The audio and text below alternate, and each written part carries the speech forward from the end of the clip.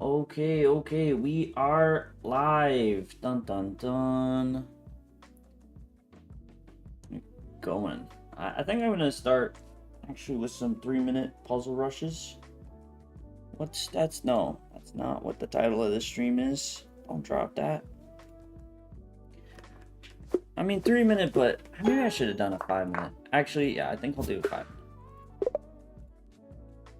Something, tricky. We'll still maybe try and push for my peak, but a little bit more chill.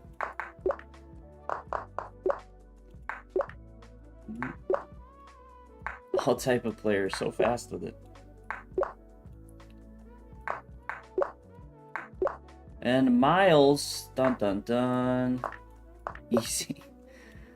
It is your specialty, I guess.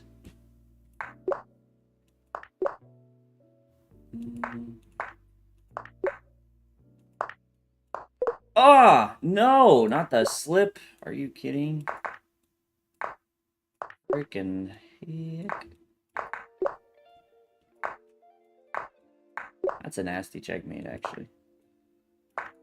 Oh, so easy. Decode, how's it going? Take.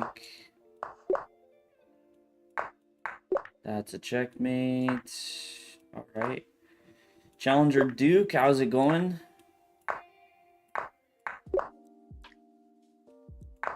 Check.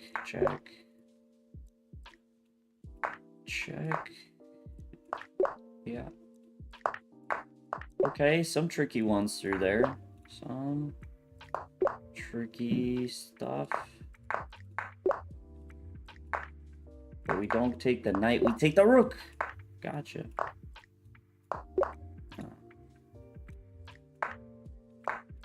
Okay, I like taking free queens. No qualms about that.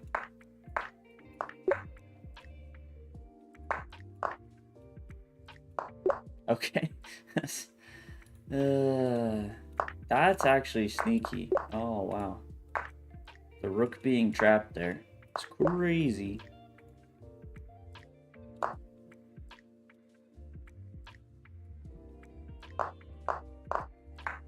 Okay, that threw me off a little bit.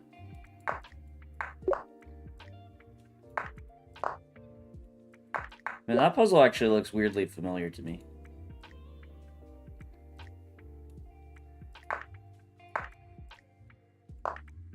Why are we still playing? Why are we still playing?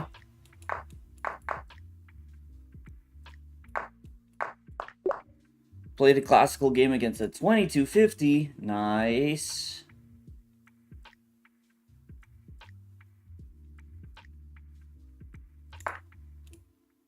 Do I actually know what I'm doing here? No, I do not. It's what we call educated guessing. Right there.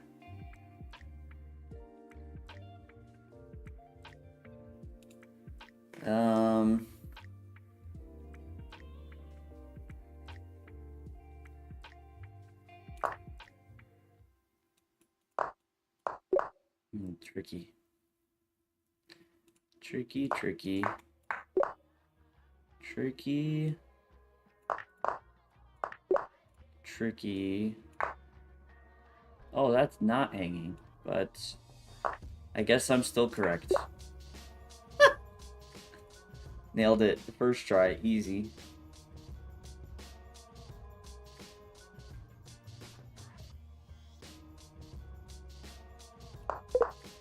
Bang.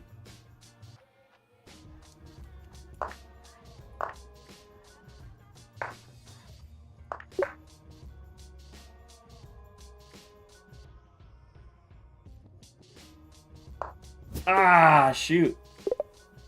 Chess player LOL, how's it going? Dang. We threw. I guess I could probably just take. Dang. Oh, we don't trap the queen. We checkmate by sacrifice.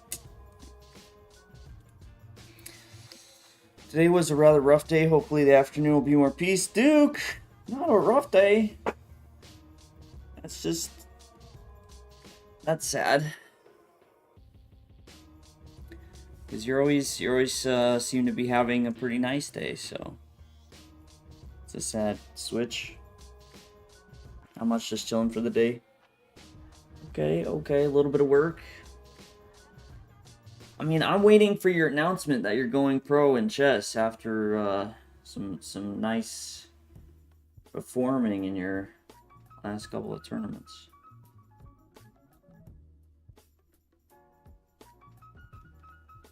I think it's time. You know, Sinkfield Cup, candidates, Brand Swiss, US Championship, all that stuff. You're crushing it, man.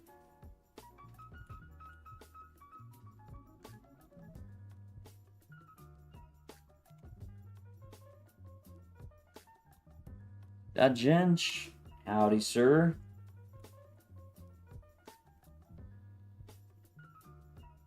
It's been 5 minutes and I'm fourth. Person per minute. You're slacking. For just to win the local tourneys and not make a name for yourself. I mean, that's one approach to this, but you know, I guess you can do it that way. Natural Beauty, how's it going? Usually just send your recent rapid games, to be honest. Okay. At least we have one that you played against a human, all type of player.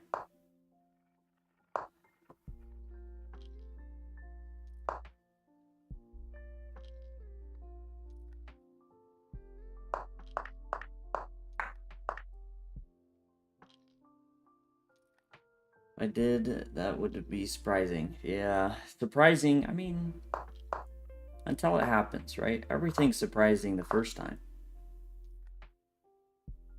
I guess that's not technically true. So, G6, that's the first mistake. HeroCon, you know, it's playable. What's up? I mean, we're just starting the stream, hopefully getting into the swing of things. Should be a pretty good day. I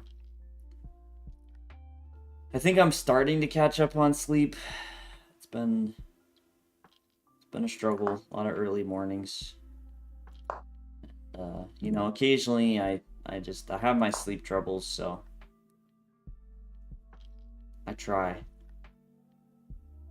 Yeah, Bishop E6 is really funny here.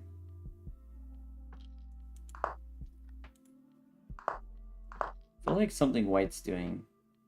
So White usually will go Queen E2 here. What line am I thinking of? Is it not with... Oh, I'm thinking of the line with C3. Okay, so Bishop C4.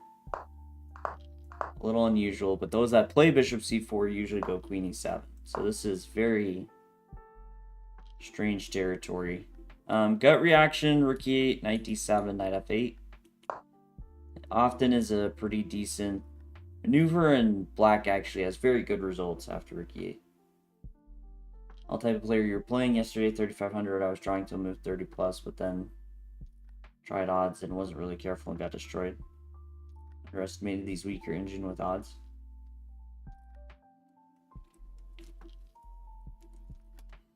I hate when I do that, you know? Bughouse, yeah. Bughouse has been a bit fewer and far in between. But, quite a lot of things. Hopefully, because I had something that was, like, really making me busy the last few weeks. And that's kind of finished up some teaching stuff. At least finished up for now, so might have it. But I'm still, like I said, I feel like I'm still kind of catching up. Yeah, I think your opponent probably should take here. I don't know if I believe in this pawn structure. Like, they probably play C3 now and then try for something along these lines. Never be me. Stockfish has no chance against me, even if I give it. True story, chess player. True story. When can we Bughouse then? That is a great question.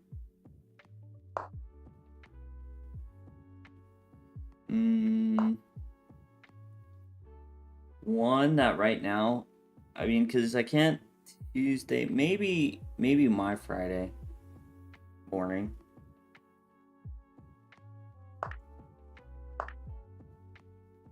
Tonight, no, tonight wouldn't work. Maybe you'll oven roast some corn. Hopefully that'll feel a bit better after that. Roasted corn can be absolutely fantastic. Okay, so you kind of chased. Yeah, maybe your opponent also. There should have been some sort of H3 somewhere. Because going for this trade is a pretty common idea in these positions. So I think this is okay for you. Kind of a funny structure with the box spawns, but should be okay.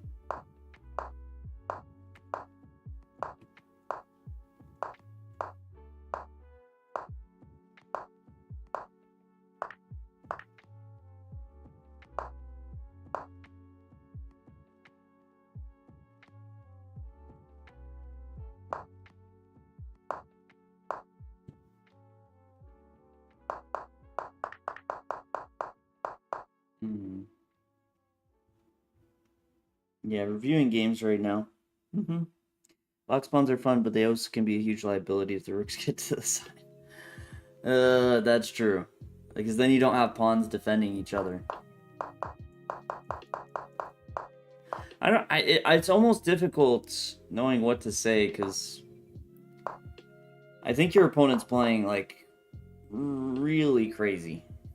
I mean, like, he goes through this effort to bring the knight to g3, and then he's swinging it back to e3, and I just don't think your opponent is really clear on what he wants to do.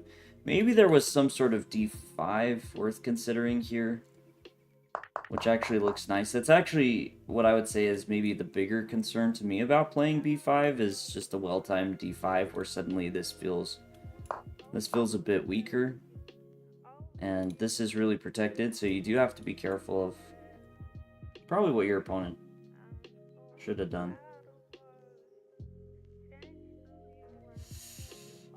Challenger Duke, there's the Hurricane. Yeah, I mean, here in Charlotte, we're also kind of keeping an eye on it, because,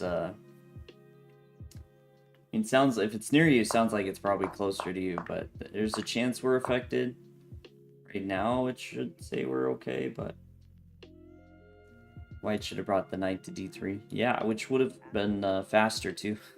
Knight c1, knight d3. So yeah, it's just some missed opportunities from your opponent. But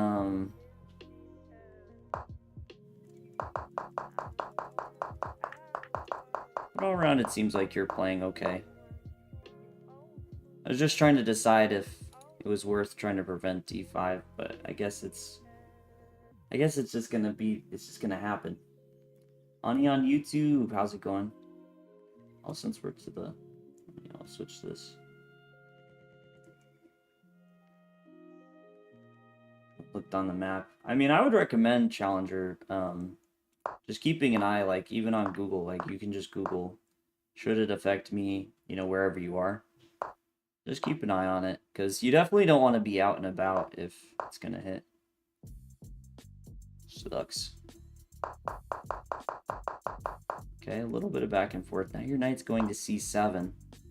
See, I would have felt like we should post up soon here.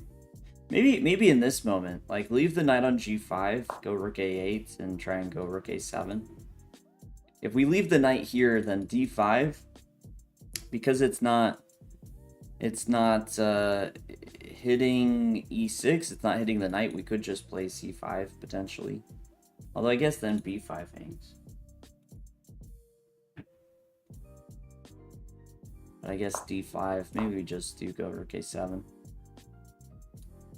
We want to try and start putting pressure over here.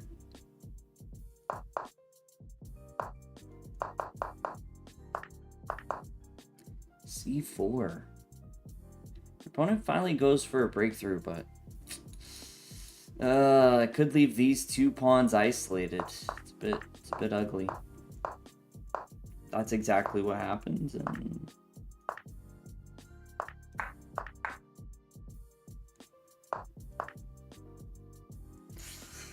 Ugh.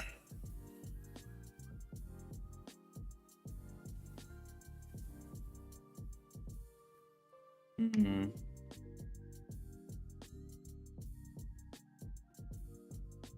It turned out to be quite nice. I don't know what to make of it. Like, I feel like you're playing the opening could have been better. Maybe doing something with this knight earlier on. I mean, at least from the games I'm seeing is kind of what it feels like it should be. Maybe start with this. Your opponent probably should have taken. But I feel like a lot of my qualms with this game is in how your opponent played. Yeah, about the only thing I would say later that I'm not sure about is your b5 stuff. If your opponent could have taken advantage of it. Of course he didn't. I mean, he didn't fight for the A file. He didn't push d5. Like, he didn't really do anything with your b4 or b5 move, but that was maybe the one thing that could have opened it, and maybe trying to get these pawns rolling should have been a slightly more of a focus. Maybe you start with knight g5 and just see, either get your knight into the game.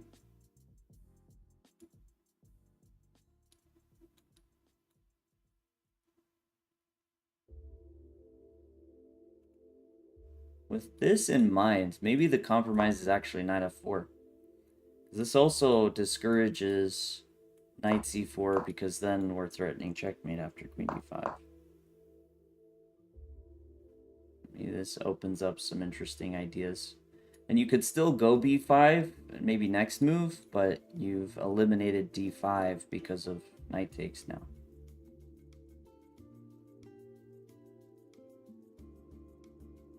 F3 also looks super strong instead of b5.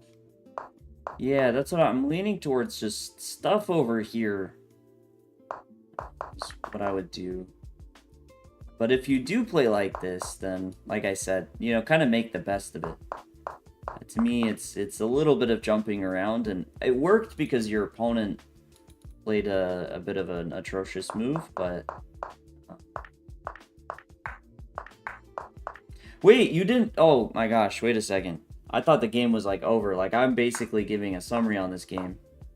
And I'm not paying attention.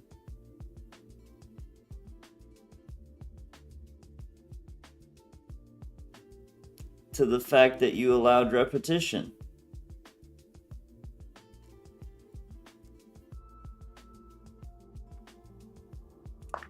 I had not looked at the results of this game at all. I just assumed he won. I was chalking it up. I was ready to move on to the next game. I'm about telling Miles, like, okay, it's your turn.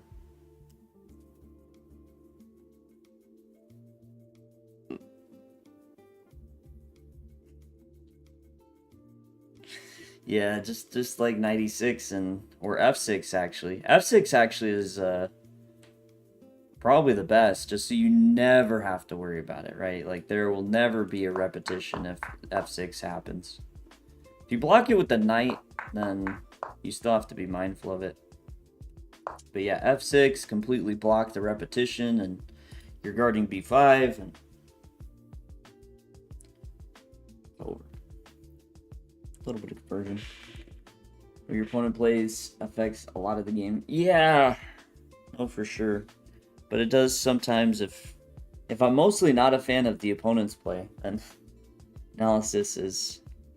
So I try to take the analysis and give people a bit more of what I think they could improve on in the game, but...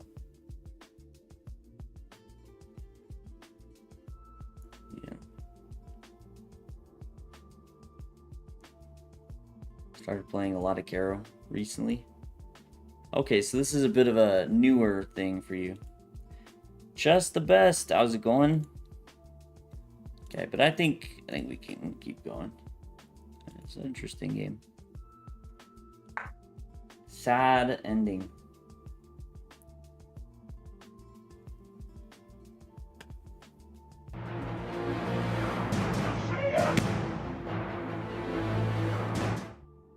Thank you so much for the follow.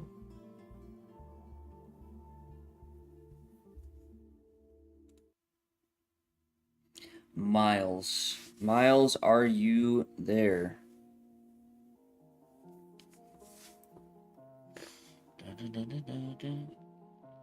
Miles, do you want to build a snowman?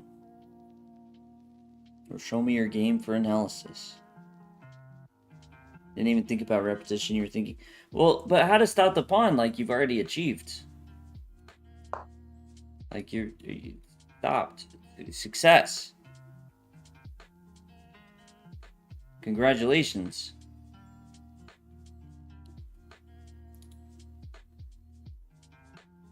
I mean, I get it. It's easy to get caught up in these things, for sure, but if he's not here, we can give his position to his cousin Kilometer. Oh, man. Chess player, now you've done it. You mentioned Kilometer, and bam, Miles appears. He's on to you. Can't get away with that, man.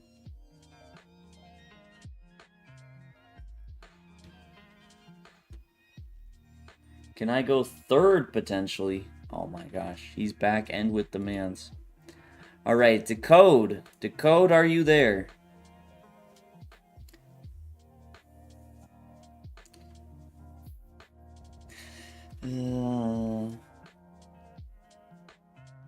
Dang, now that song's gonna be stuck in my head.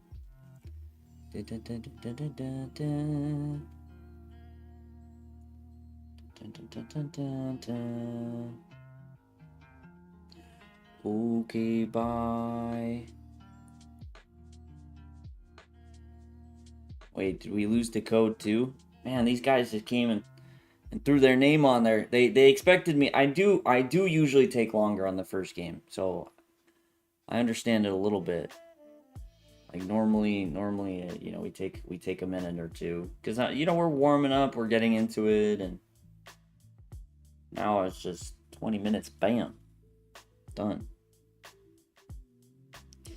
The game sent. You can just drop the link in the chat when it says you're picked for Q.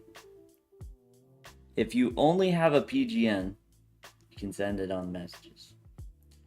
Hey, when yeah, the tournament on Saturday was a ton of fun. Really enjoyed it. They set us up really nicely. It was very comfortable and it was great. Glad you enjoyed it. Chess player LOL is here. I mean, we might be there actually. I think we are to you, chess player LOL. And then if Decode comes back, we can do his game after Miles.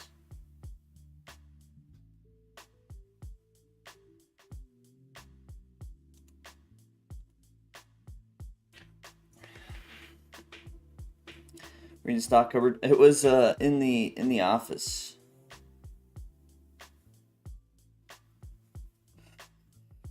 So yeah, they threw like a little bit of a banner behind for us, so it was nice. A little bit nicer.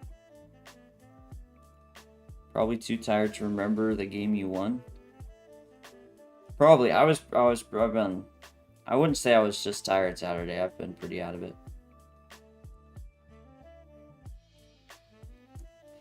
It's been a tiring months actually, but particularly last few weeks. Been working. All right. Whoa, this is a game you played with someone whose account got closed. Chess player, LOL. That's crazy. So you played a cheater, obviously lost, but I've never been good with handling positions after d5. So I'd like some insight on it. Okay. Doing some opening work on the King's Indian defense and wanted to be able to cover all the variations on it with deep level prep. How long did it take you to create a solid opening repertoire? I don't know. I mean, the openings that I play with the e4, it took me probably like an hour to 2 hours. But I intentionally picked a lot of sidelines. I would say a lot of like, if you're doing a whole opening, it'd probably be a few hours so you could get a good base. If you're doing one line, then an hour. Basically, the point I'm going to make with this, because it's hard to actually pinpoint the amount of time. But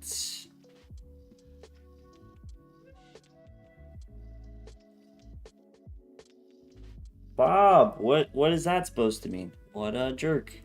Now I'm not gonna explain how that works. Basically, like, get a good foundation and then play it. Some of the best prep you'll do is looking over the games after. So what I used to do, like the one opening thing that I used to do was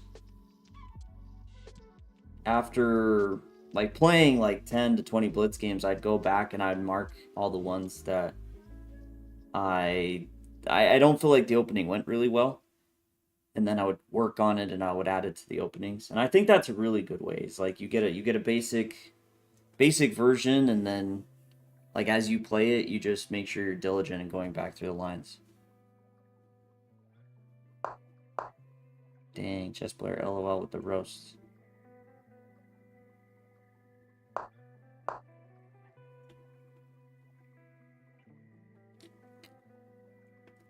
No stats for you.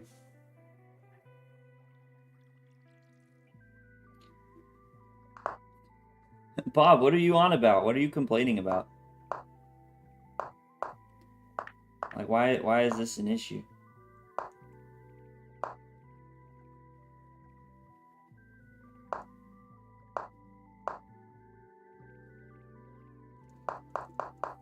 I mean, this all seems pretty solid. Wow, and now you're gonna join the queue? Dang. Gonna say SOB. Gonna say, how does this man get 2K viewers? And then gonna try and take advantage of the stream. That's just crazy, bro.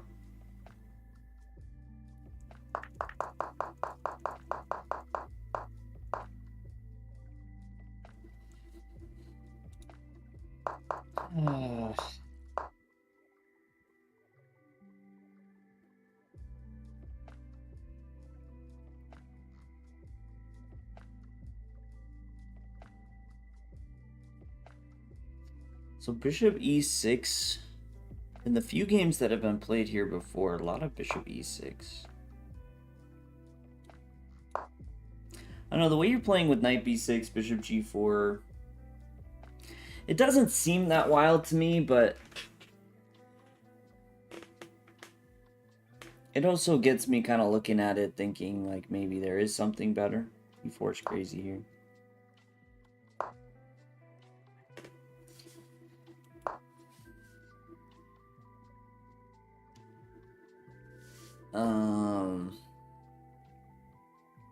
Queen d7.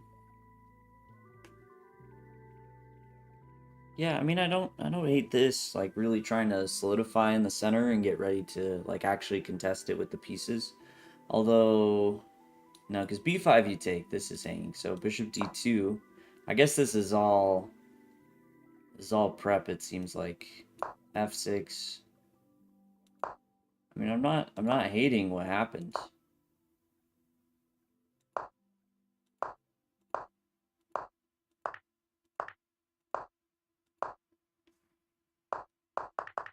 Although, wait a second. I feel like this is following what's probably a... I feel like I'm actually following two games that may have been prearranged draws. I feel like this is going to end in repetition somewhere.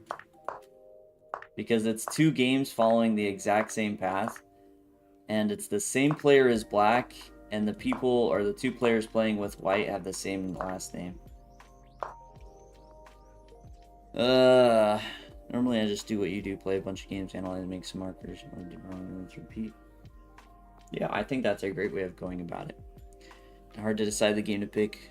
3 neat ones in mind. Would I rather review a game you did well, or one with a surprising ending? I mean, I'm pretty open-ended. It's hard to fully gauge which games I'm gonna find more interesting. Like sometimes a seemingly boring-looking game just ends up, it has like 1 or 2 lines that are really interesting. So I think whichever one you're more excited to go over, either for learning or just highlighting. Chess the best. You have a tournament coming up. Make sure you check your openings. Like, if you have any openings that you're worried about seeing, make sure you check it, and then make sure you're doing tactics, so you're going to go in sharp. Does seem wild, but I end up under a lot of pressure. You've had similar games to this where you're taking this percentage. Yeah, so maybe more contention in the center. I feel like you'd actually want to buckle down a bit more with the engine and just, like, really understand the position like this a bit. I mean, it doesn't seem like there are a lot of top-level games, which is usually where I would start and then go to the engine. So just for planning, engine can be a very useful thing. I lean towards the feeling that just more contention in the center is what you want, because I mean, this feels all right, but like all in all, that's gonna be a bit tricky. Sykes on, how's it going? What I'm doing for the kid right now is looking at the engine databases, then going through all the variations. You looked at a bunch of GM games, so now I'm wondering whether or not I should continue trying to make it lifetime. I mean, have a good mix, looking through and all that. Oshi Joshi, how's it going? 2 hours of puzzle solving is great. That's very good. Because, yeah, you get about here, and it already feels like maybe you're okay, but we're talking about you being okay, or him being better. I don't think we're really talking too much about you having potential for the advantage just because of how solid he is. I mean, about the one play you could go for is some sort of F5, but it's going to be really tricky with the pressure.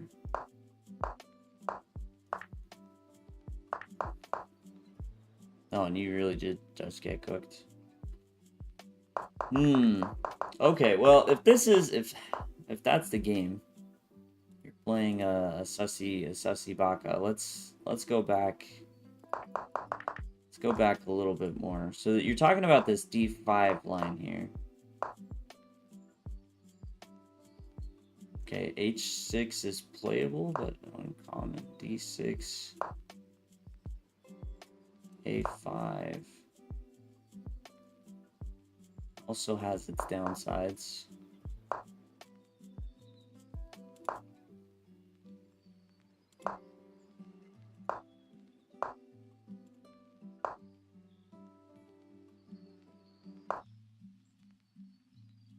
Trying to decide if D5. Where'd you pick up this line?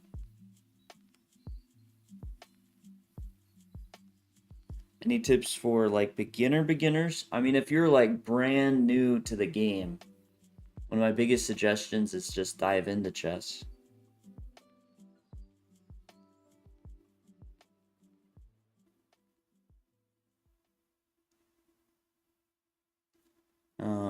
Start reading articles, start watching videos, start playing. I mean, the next big thing, you really want to get into puzzles. Like, that's probably the first study step, and that will, like, you want to improve at chess, get a good habit of working on puzzles and improving your calculation. But if you're brand new, sometimes I just think you need a bit of a depth, and you definitely won't understand everything you say or see and read and just all of it, but I mean, it's good to kind of have that. Just went to Lichess and thought I'd like to go D5 once he goes C3.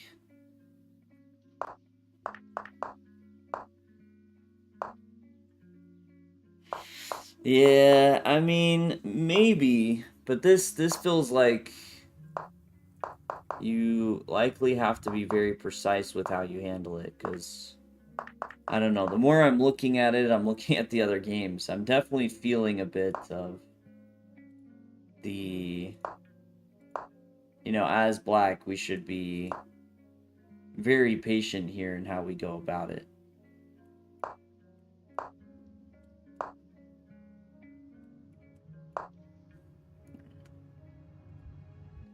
But I guess this is just kind of standard stuff. Puzzle is boring, Pikehouse is more fun. But puzzle is good for you. Promise. Yeah. Miles, are you gonna be ready? This was a bit of a shorter game.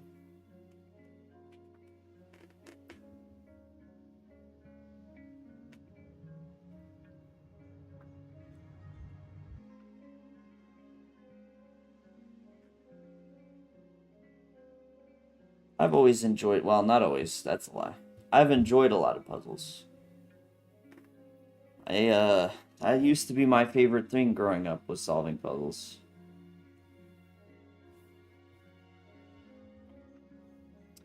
Which helped a lot. Because I think that was a bit of a saving grace for me. I mean, growing up in Utah, especially, where there wasn't as big of a chess culture, like I didn't know a lot of like what to do and how to study and what things to think about. I didn't have too many people I could ask questions to, but I enjoyed solving puzzles, which, you know, about the time I did start working with someone who could teach me everything I needed to know.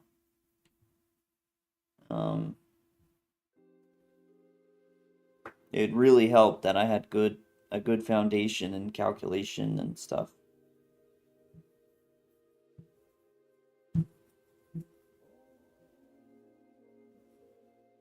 Back in your day when puzzles actually had quality. No, the quality's definitely gone up.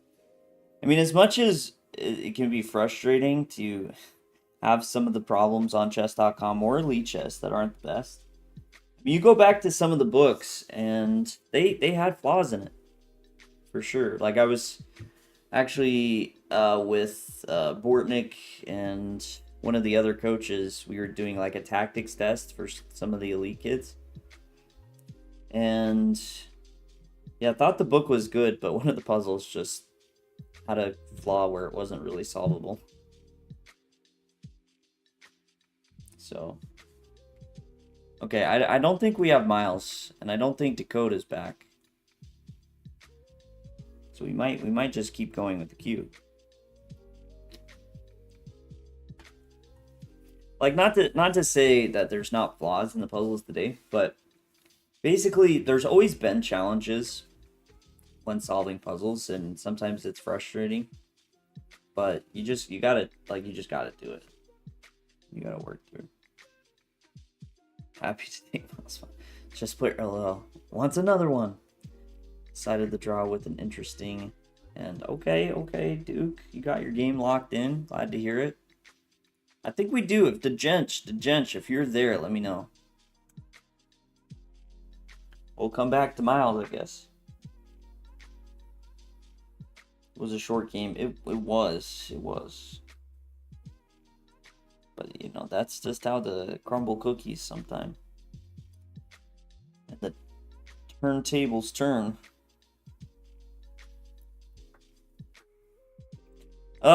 Miles says hello before the Gench.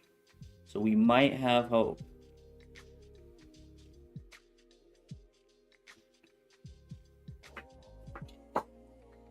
Is there a way to practice certain positions against the bot in chess.com? I believe so. I forget how you do it. Maybe through library?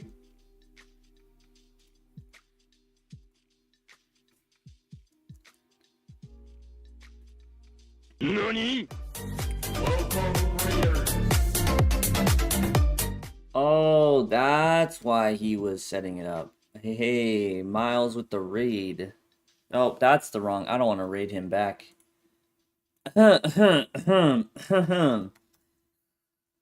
Raiders, welcome in. Go back. Not what I meant to do.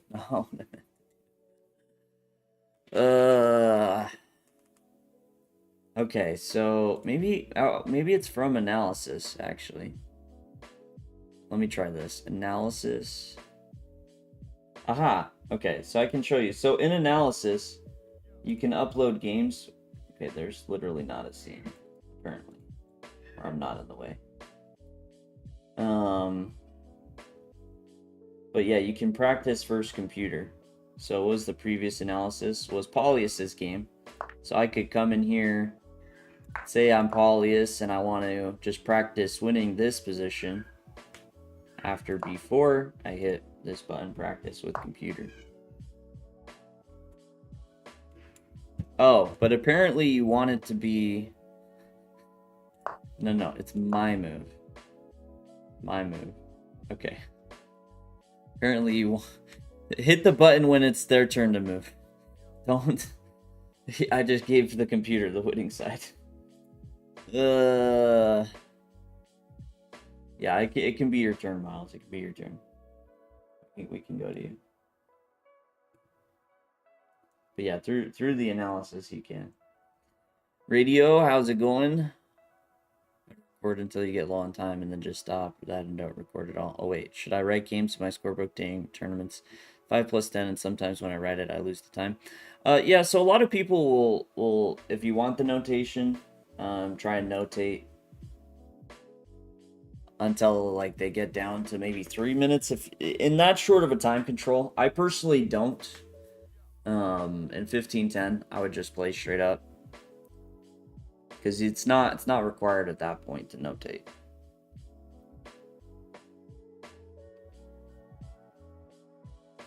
If you have the memory for it, honestly, I think the ideal is you play without notating, and then as soon as the game finishes, you go and you like put it in and save it.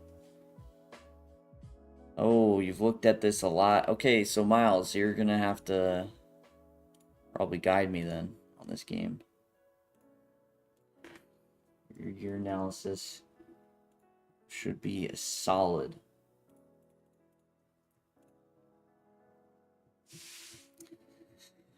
Yeah, I haven't fully looked through it. I know a bit about this game, like the final result that you were equal at some point in the end game. Freaking Akobian. My natural beauty is ready. Okay, I got the game ready.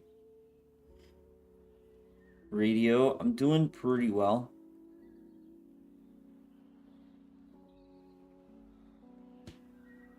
Doing good yourself, I'll concede.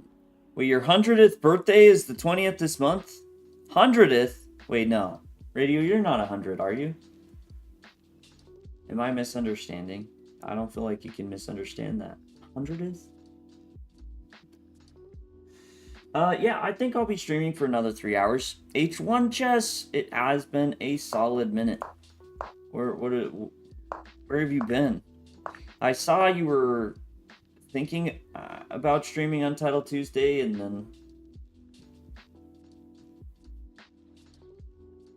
chess player gonna crash out. Been waiting 3 minutes for a game, and then oh, that does suck. Okay, opening just feels good for you, right?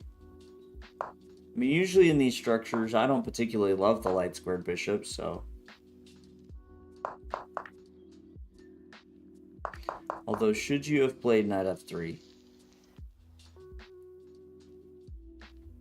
4 is the one plan I can go for.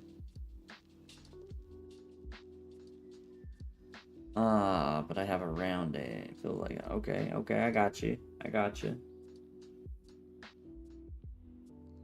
Kind of. Maybe not fully. D3 was a mistake, even though Hikaru's played it before and won. Okay, so you should drop the knight back then, likely. The one endgame I played was pretty unique. I am a fan of good, fun endgames. This is truth. Okay, so d4, good try by him, but you complicate it with f5. Been conflicted on Untitled Tuesday, but I usually stream the earlier one, but man, it just sucks when people don't use their real accounts. Yeah, I mean, I think you just have to go into Untitled Tuesday not thinking too much about the rating, knowing you're probably going to lose rating. And, yeah. Short version, you're getting older than you're comfortable. Okay. Okay, knight c4. Is there worlds where we want to play queen e2, knight e4? This would allow the trade.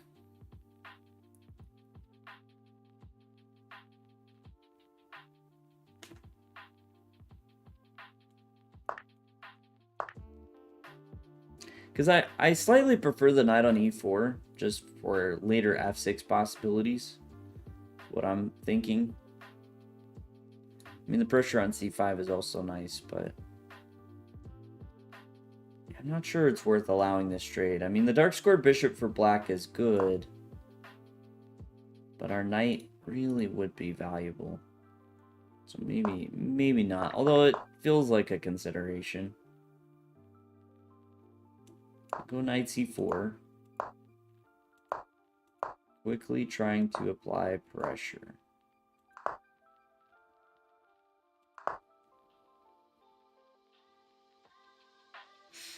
Okay.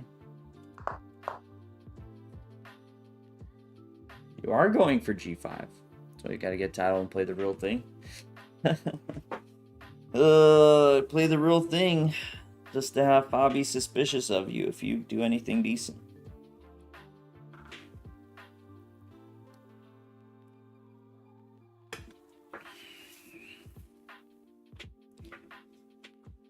No cool gift you can give me as a birthday present. Log into my user, get me above 2600 blitz, never speak of it again. Radio, I know you're joking. I'm not a particular fan of even that as jokes. Cause it's too real. Too real. That people do all sorts of stuff to manipulate ratings.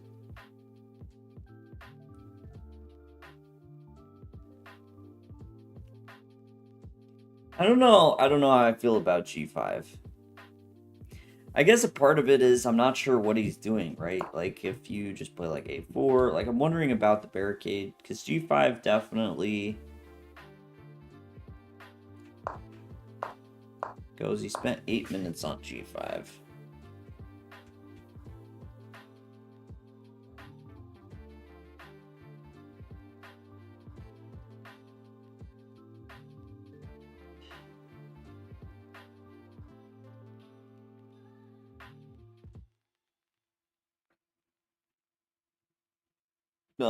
Radio, I'm not talking about that in particular. I think that wave is a bit less common, but just people all doing all sorts of rating manipulation stuff. Yeah, you have been spending a lot of time. I kind of forgot that was an option. Sadly, the one move that was the sussiest you didn't spend the time on.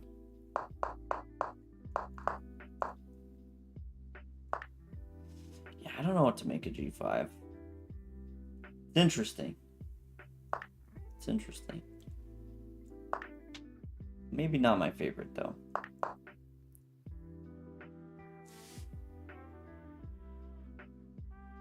A small part of me that just wants to, like... Yeah, because it was prep. Just bad prep. I gotcha. I gotcha. What do you think is a good aggressive opening for beginners? I don't think of it too much as aggressive. I think whatever opening that you just find fun to play, you can. So you can do some sidelines with e4, go like Vienna stuff. You can play King's Indian attack. You can play the London system. I mean, you can relatively turn most openings aggressive. Scotch, yeah.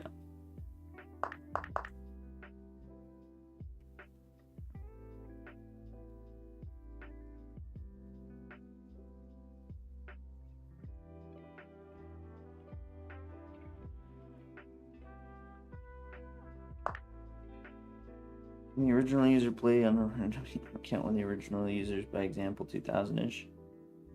Yeah, I hope the chess.com could catch it, but I'm not too sure. The Danish Gambit. I had to look that up real quickly to remember. I mean, yeah, you can definitely play it. For beginners, most of the time it's going to be decided in the middle game. So that's why I say it's almost more important that you're playing something you find entertaining than anything else. Whoa, he took on h4. I thought for sure he would play like b6, but maybe it's not that simple. Okay, Miles. Yeah, Miles, as you can see, is very aggressive, even though he plays very positional openings. I'm becoming a believer of G5. You know, at least a little bit.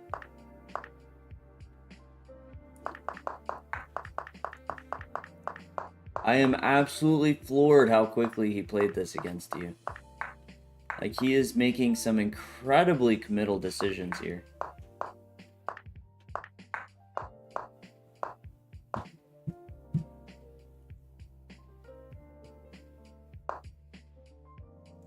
I'm Sludge. You made the comment that I didn't make any retreating moves this game. Yeah. I was playing Gotham Chess the other day. I did get some bullet games against him.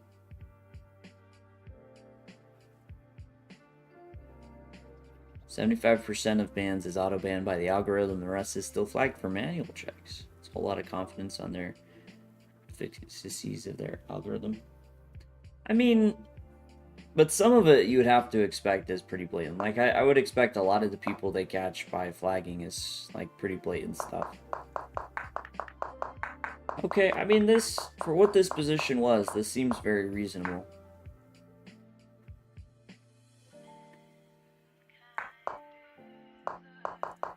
Whoa, he dropped... Did he really drop 40 minutes on Rook G8?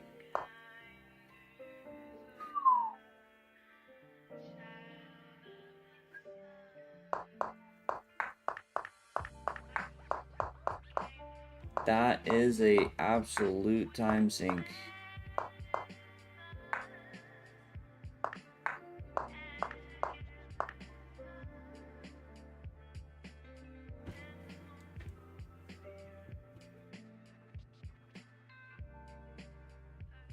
He had to recover from Rook C8, which he deemed a blunder.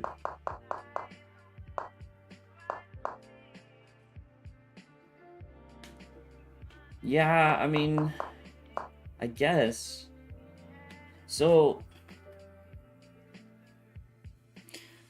what happens if you play King H3 here? Is there consequences? King H3.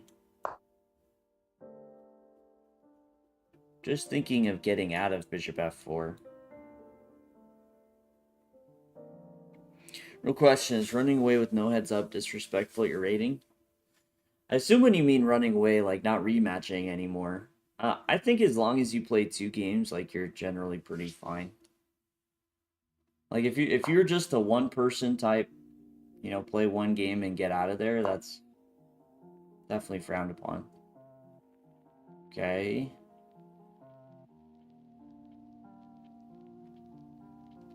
Oh, we're definitely not taking H7.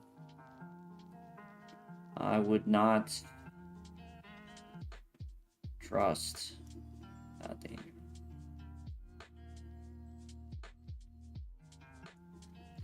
Yeah.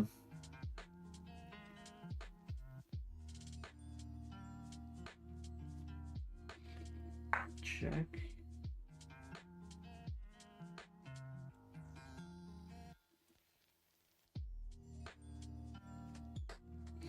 Okay, so we definitely have to go this way, because King H2 is forced checkmate.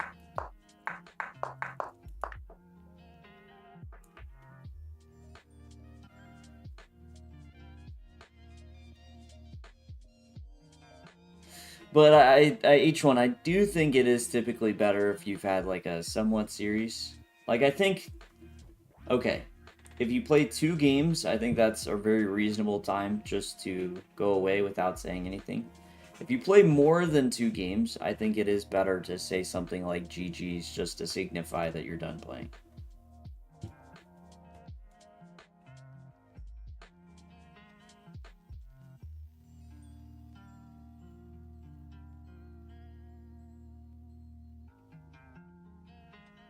Okay, you invested the time into Rook CC7. I don't see anything for him. Yeah. I was just thinking, like, what's the... If this is the easier way to pin down a draw, right? Because I assume we're kind of happy with a draw here as white. But I get it, I get it.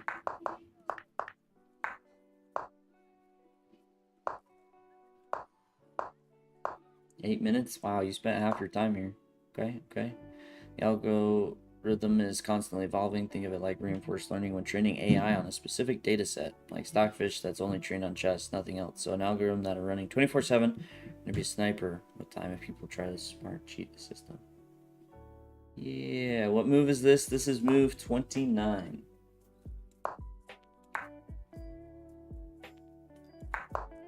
I think you had time here. I think it was probably worth it. Just to...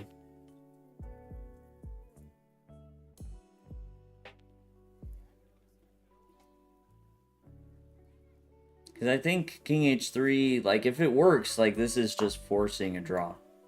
Which it does seem to be. I don't... Guess he could try Bishop F4. Maybe this makes it a little bit messier.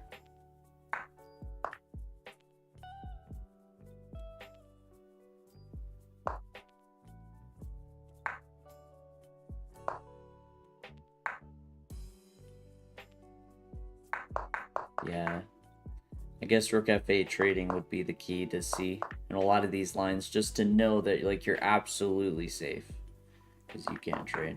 It's still messy. Still messy. Okay, but your fatal blunder came later at 8.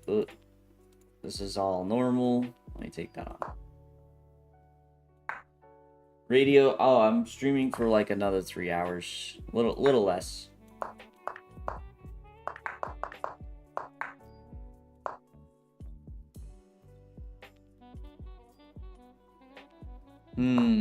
Here, Rook C3.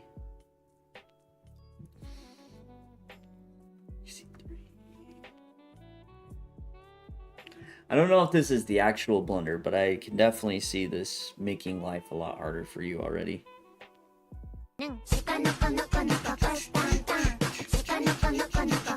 Hey, Radio! Thank you so much for the sub. Yeah, just B4. Keep the rook. Wait, it's completely winning? Okay. See, I would have thought like it's holding, but like it's a very difficult hold.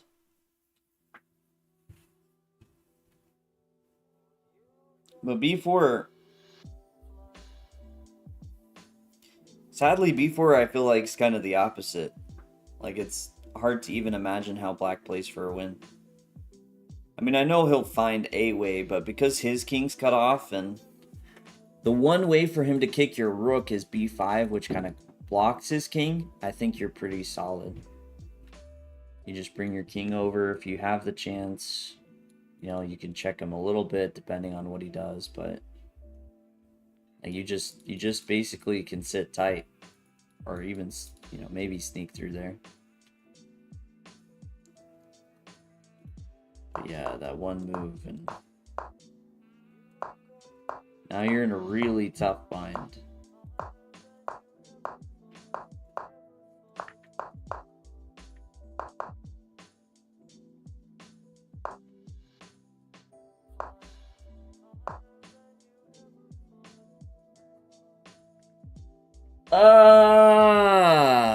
B2.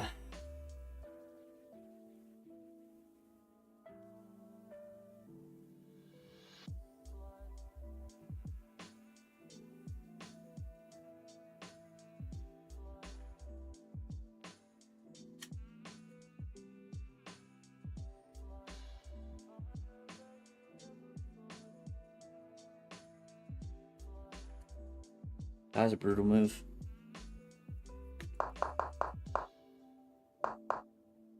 This could have been your first real draw against you. Well, wait, Miles, you don't count me as a real draw.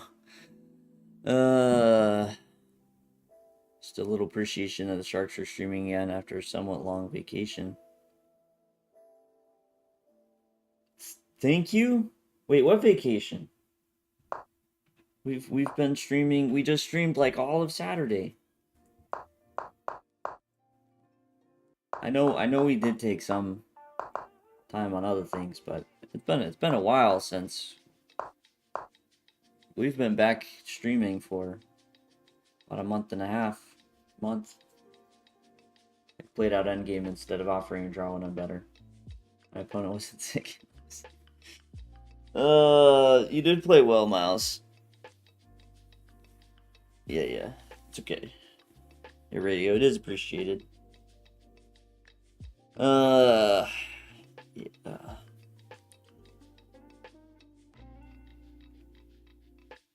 True. This would have been a nice game to clutch it up. That is really sad that it's just like losing for you. I assume he played this pretty well. Because it looks like he played it pretty well.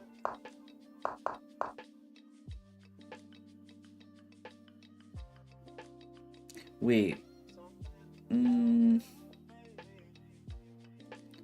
Rook D1 a better...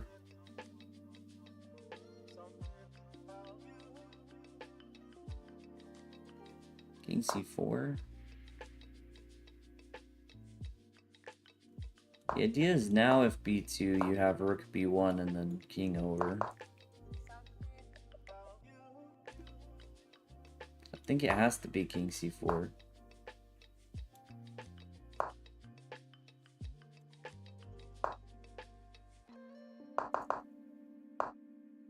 Wait, Rook A2. I thought King D3. Right? And the difference is after B2, King or B1 Queen doesn't win anymore. Because with the Rook on D2, what am I even talking about? Yeah, this is holding for white. The idea in the game, yeah, because King C2 doesn't work here because B1 distracting.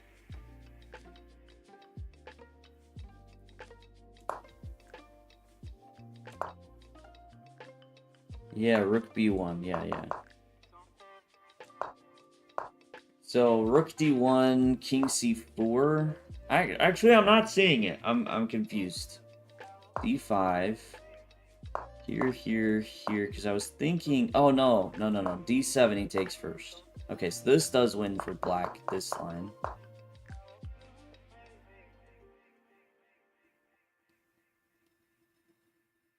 So it'd be something like Rook B1, King C3, D6, Rook B3, D7, Rook B8.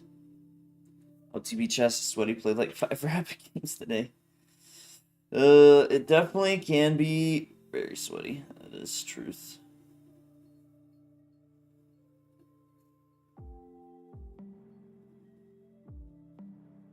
Yeah, okay. I'm not thinking this holds. Maybe just a better try.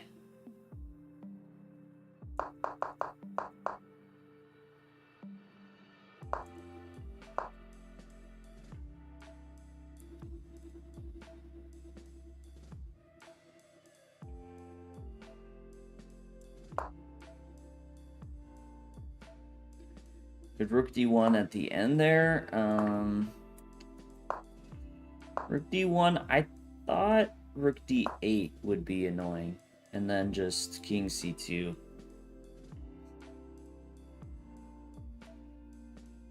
Something like A5, King C2, check, King B3, D1, King A2. Wait a second.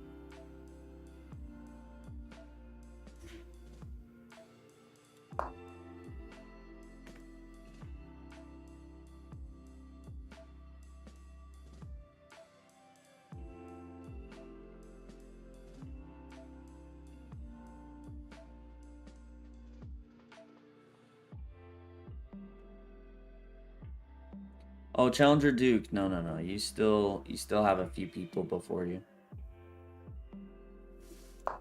Yeah, so no, King A2 here you can take. Here now taking is a consideration. I mean, you could take here, but even this was feeling like at this point a bit of a win for white that you just got to Rook versus Queen, although it is winning for white, or for black. What does a monthly 2-tier cost for you that not live in Norway? Just curious because of the sum I had to pay, and I have suspicion that prices are not the same from country to another country. Prices are not the same, Radio. That I can tell you. I don't know exactly what they are, but I do know some places are cheaper. And I know this because we have had a few people that will gift a lot of subs, and of course we still really appreciate it, but let's just say there's one person in particular that gives a lot of subs, but they do it where it's much cheaper, and then they try to get you to turn around and give subs to them where it's more expensive, so it's a very interesting thing. Kind of new to chess. How many hours of solving puzzle and playing games should I do? I mean, it's how much you want to do. You could definitely do it a lot. A few hours a day, not crazy for solving and playing. The gents, you know exactly who you're talking about. Yeah, I mean, not to say other people haven't done it, but yeah, one in particular.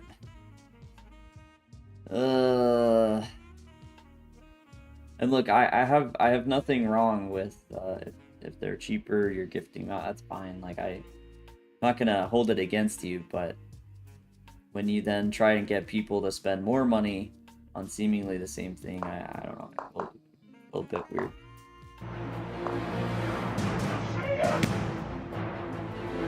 Systematic, thank you for the follow. Yeah, dang. Miles, so close. So close. Okay, the Gench is here. We can go to the Gench now. You're not around the area. I think he's still around, yeah. Pay each month with a 25% discount, $8 for tier 2. Okay, that doesn't sound too bad for a tier 2. Oh yeah, that's right. You did message me. The game.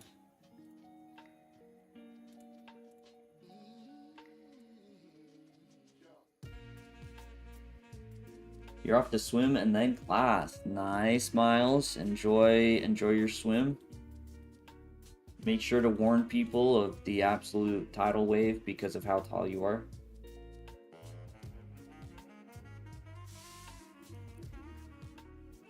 Yeah. Well, the Gench, I know he doesn't come around here anymore because,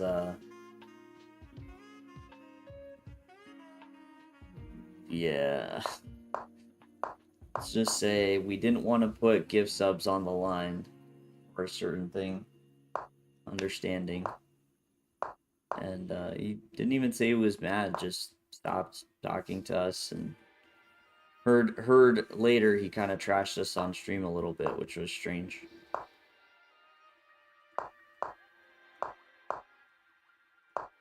Okay, I mean, it all seemed reasonable. On G5 it gets a little crazy.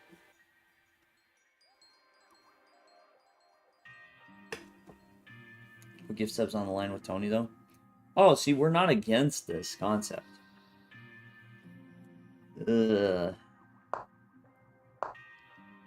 Just slightly against trying to be scammed, you know? Just a little bit. I mean, everybody needs to get scammed a little bit in life just to keep them on their toes. Fortunately, it's the day and age we live in, but... We're gonna still try to avoid it. I mean, G5 is what I feel like if I was playing this, it's something I would play. Because, like, I just want to get out of traditional and go a bit crazy. And that concerns me because I'm not an E5 player. It should not look this reasonable to me. Imagine trying to scam people with Twitch subs. I mean, people do everything they can to. At least there will be somebody out there that will. A lot of good people. I never want to take away from it. Wow, Clout trying to word ban. Okay.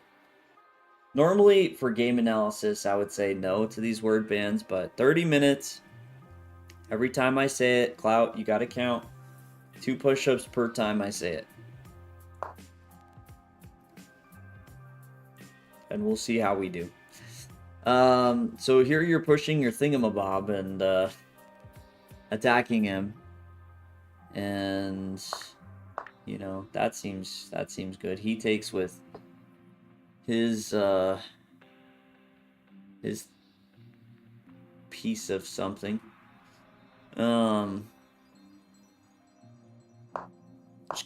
Should just have different candy names for it. Whatchamacallit and Snickers, and he takes with his 3 Musketeers. Then you hit him with a Twinkie move. Knight takes G4. Pull out your dessert, take a bite. Where's the lollipop?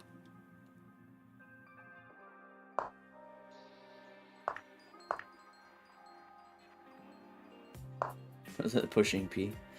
There you go.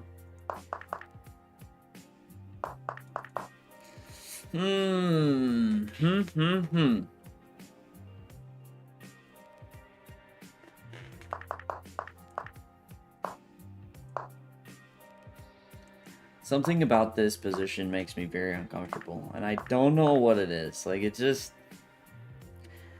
It's the kind of position, like, I'm not shocked if he has something like 92 and you're just suffering. But maybe it's fine. And I would probably... I don't know. I think there's a small part of me that's leaning towards taking. But that could just be a safe mindset. He takes with his Twix. You know, if you get this same position, like overall, I feel like you should be better because he's a bit extended here. So him castling queenside to get the safety, I think, is going to be a bit trickier than for you.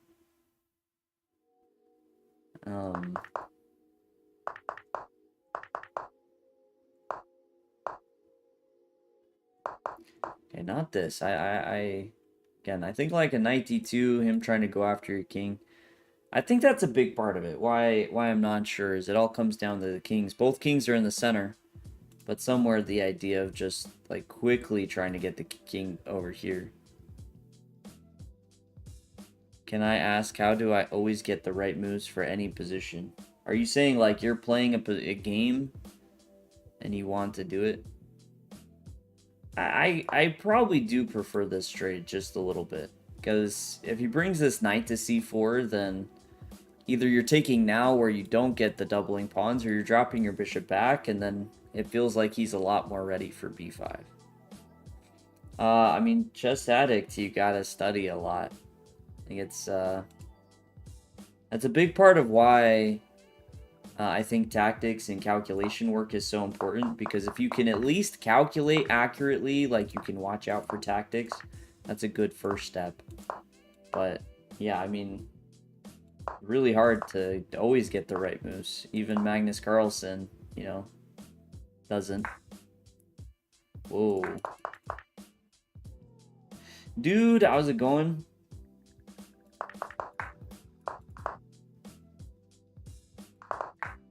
Yeah, see, somewhere, I don't like how this played out.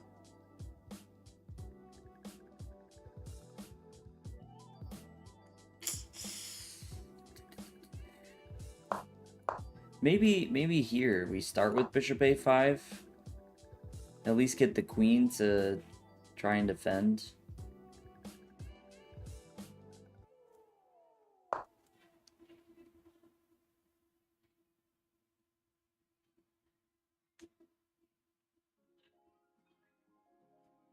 Got the state champs in a few weeks. Been working on the Con Sicilian, and it's 2-0 online classical for me. Nice. Wait, Con Sicilian 2-0. For you though. I assume you won both games. Do you confirm payment method just for being able to buy or gift subs with my profile? Of course, generate. Be caught. Doing fine. Well, Radio, I mean, I think he just lives somewhere where the subs are cheaper. Right? Just straight up. So he doesn't have to do anything weird. It's just at some point you become aware that wherever you live, it's cheaper than where other people live, and that's where it gets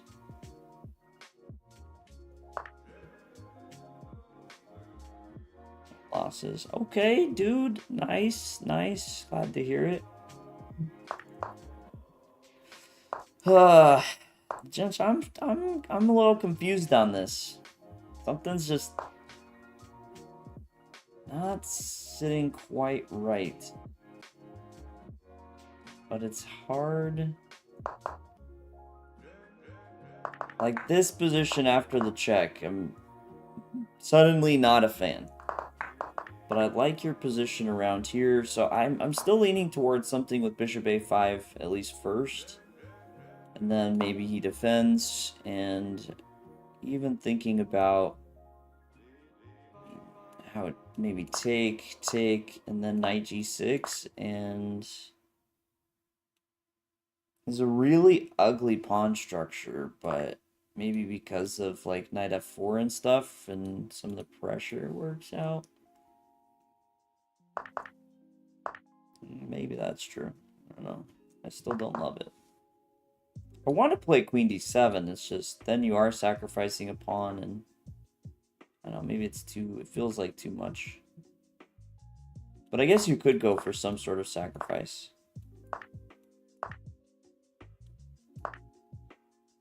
King is stuck. You play like rook d8, take queen b2. No, because then he can castle. Queen d3 maybe. I don't know, something aggressive. Yeah, Ismail, it's in the queue. Thinks anything as complicated as farking. Faking. That's how that word said. Cards or whatnot. That's what Kane was saying. Taking advantage of the price difference. Castling queenside here. Sack the pawn. Actually feels quite reasonable. And likely we don't even sack the pawn. But wait. This is funny. Where do we go? Maybe just queen b6 actually. Take. Because of the pin. But then queen h5. No, so it'd almost have to be queen c5, so we're still hitting here. And we're hitting here.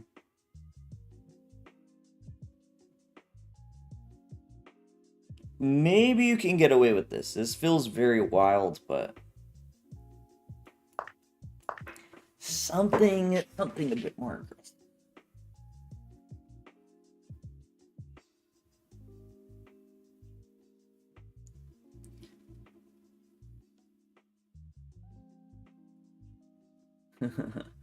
Radio, yeah. I do believe that is where it is.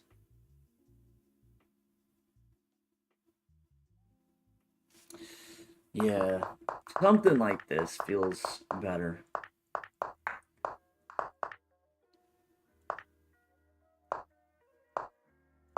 Now you're just trying to untangle.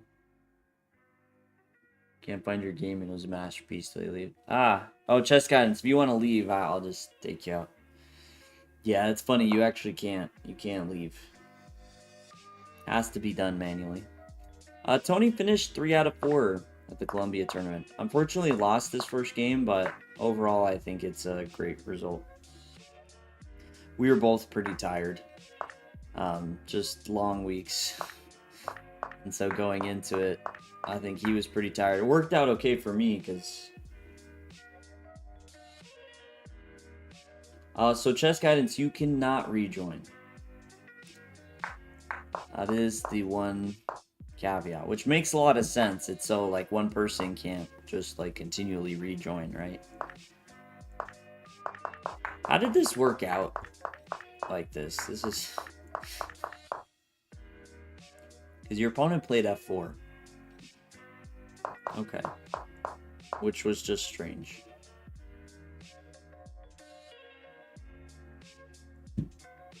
Can't leave. Exactly. Because I calculated all the way to queen takes e4, but instead of rook a, if he plays queen takes e6, he's just completely winning. Ah, yeah. Well, that's pretty straightforward, actually. So maybe f4 is fine. Yeah, tough. Yeah, that's why I think you just needed, you needed to either go solid or aggressive, and somewhere I think you landed in between. Where it was like, not fully solid, not fully aggressive. And it strongly could have backfired. Okay, your opponent decided he just wanted to go into a worse endgame, I guess. Queens come off the board, and...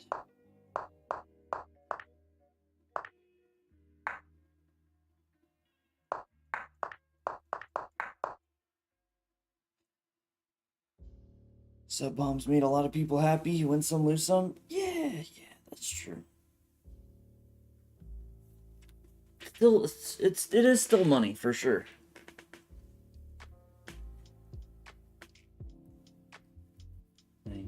Turned out, and game seemed pretty solid.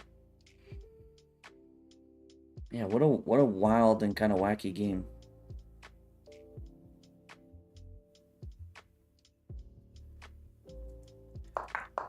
King a4, king a2.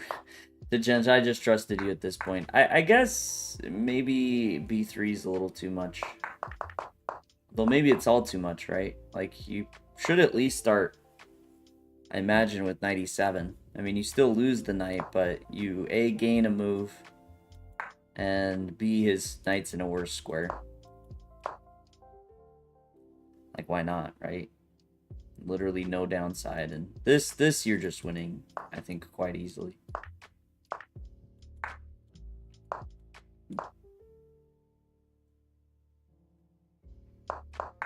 Yeah, knight e7's the easiest.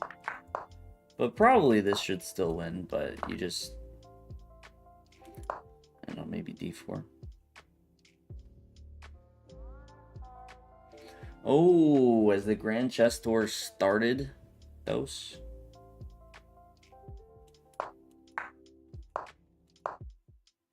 Just overwhelm. Overwhelm him! Yeah, interesting game. All right. Clout. Oh, man. The word banner himself. Clout Puma.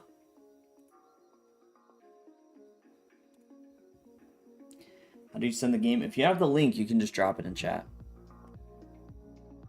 Let's do a quick gander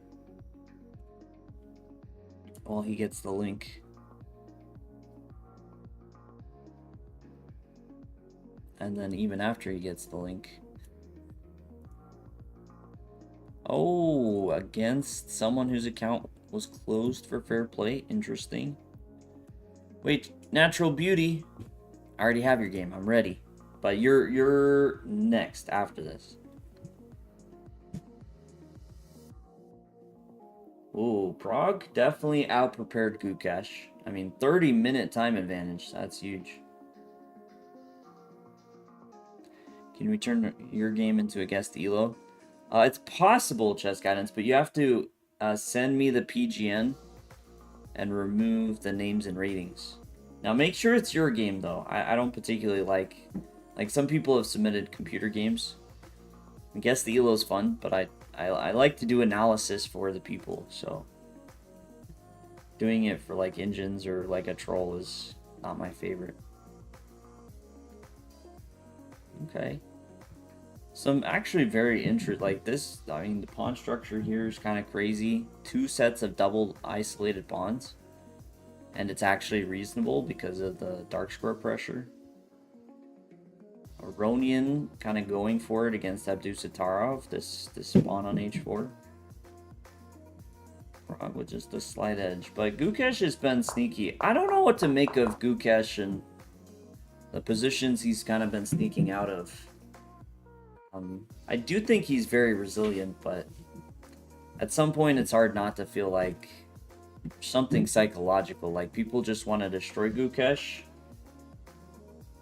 Like, I think that's kind of what happened to Magnus. He wanted it too much to, like, prove he was still #1 and, like, kind of destroy him, and got in his head a little bit. You've only submitted your own games in some random youth championship getting played, which you realized in, like, 20 moves. I don't always realize it, though. Yeah, I believe Fabi is the only one already qualified for the cannons. Now, with the Grand Swiss coming up, be some more confirmed spots, but I believe Fabi's the only one. Is Levon the best player to never have been champion? Yeah, Fabi or Levon are pretty good candidates for that.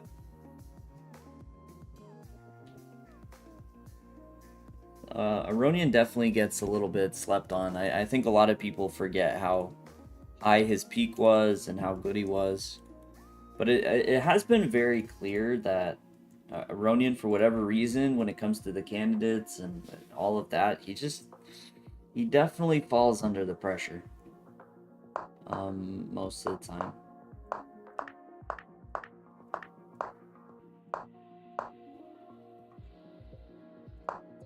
Okay.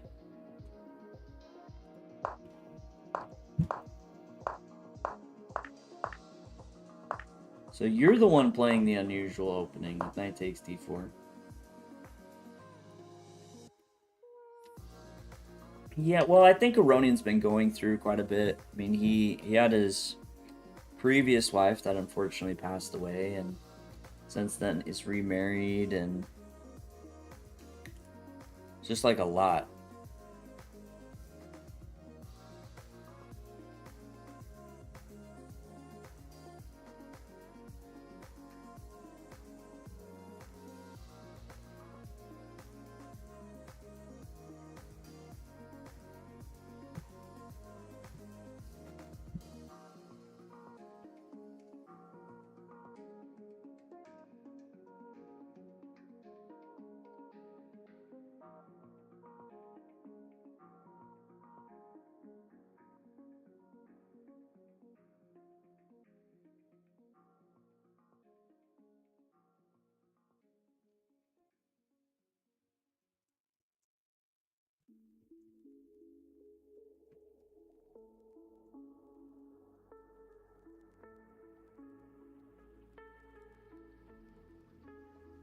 I need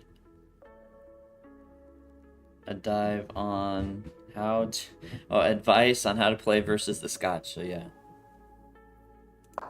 Ooh, how to play versus the Scotch. Well, to be honest, most of the time people challenge me to play it, I do play it for myself. I usually go for it with, like, Queen F6, just to try and avoid stuff, but...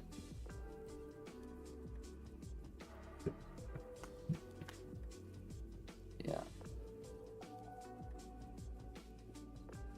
Okay, chess guidance sounds good.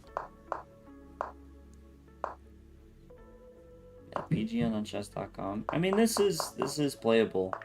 Yeah, I'm not too familiar with the Scotch theory. So a lot of this, like, you kind of just need to pick a line that you like take the opening, explore, play around with it a little bit, then just go search, just go find some videos on it. There's almost always videos out there. And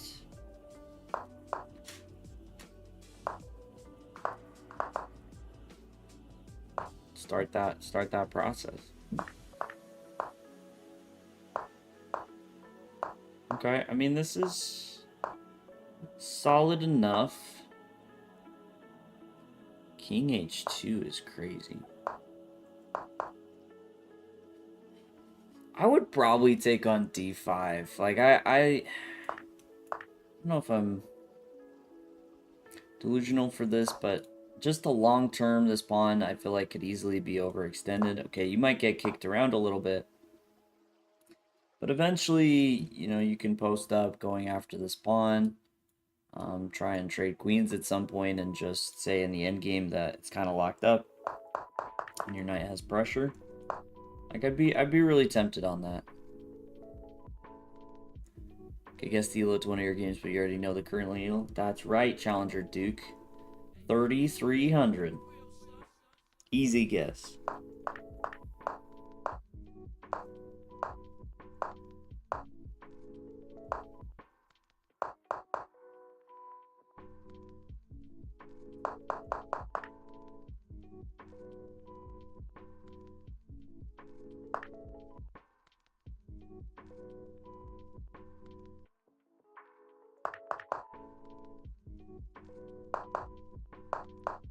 Yeah, I think I still maintain the preference for 95. I just feel like the squares you're headed to, either F4 happens and then you get like the quick tempi against the pawn, which could be nice just to work on untangling a little bit. Or he doesn't, and then the knight just covers the squares really well on E5.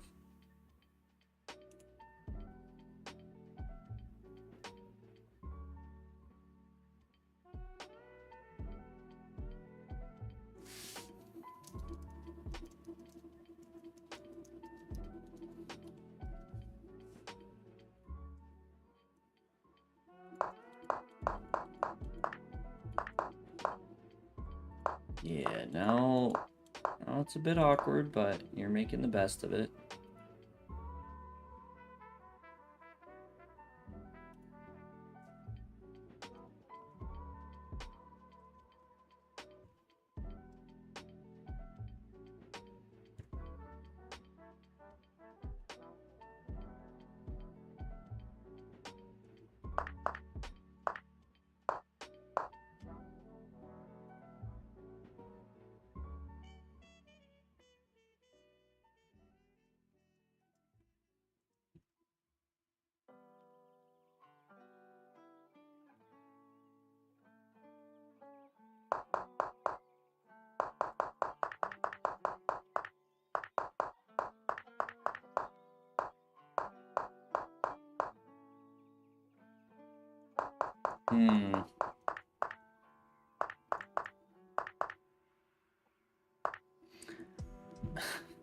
Somewhere between feeling like you made progress and like I'm really worried that you're just dying.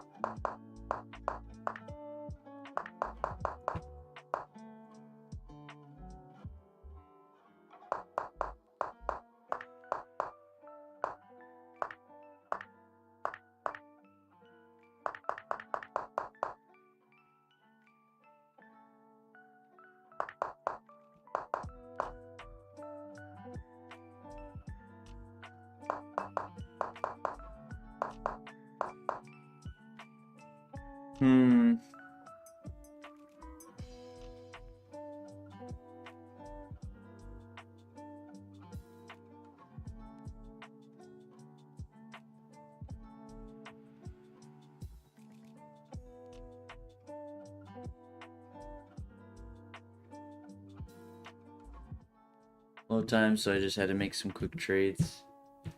Yeah, I think you should just post up a little bit. Like play Rook F8. Maybe something like Queen C5, hoping for some sort of tactic somewhere. You also guard F8, so there's no shenanigans there. Although there is shenanigans there. It's still a problem.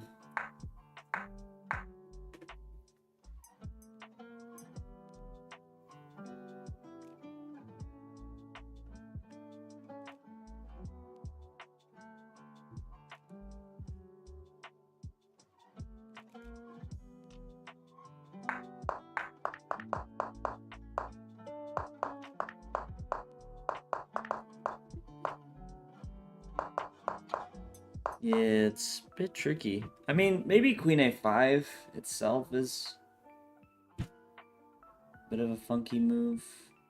I mean, I guess you're already kind of defending, but B7 is hanging. And maybe just like Queen B2 at least, just to try and maintain some sort of pressure. It goes for this maneuver, we just have that little bit of extra time.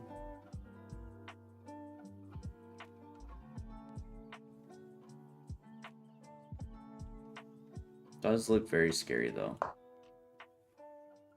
Yeah. I'm kind of getting the feeling because of this knight's not really able to go anywhere, that you actually are just in trouble, or at least the way to defend is like very tough.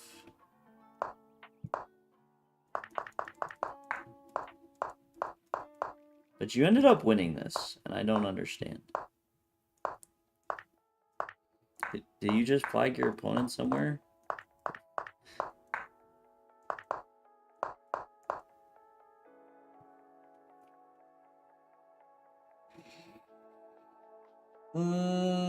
Guy turned off his engine to play and completely bungled it immediately.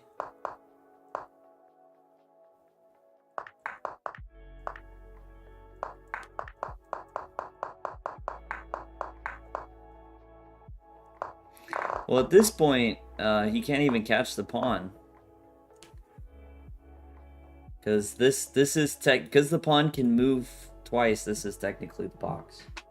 King has to be in this box to be able to catch the pawn running. And after this move, the 2-pawn mover has to be able to move into this box.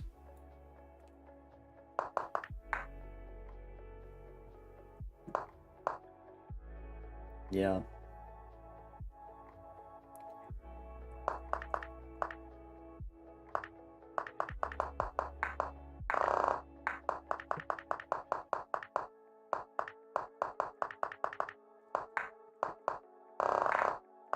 Yeah, and it's, I don't know.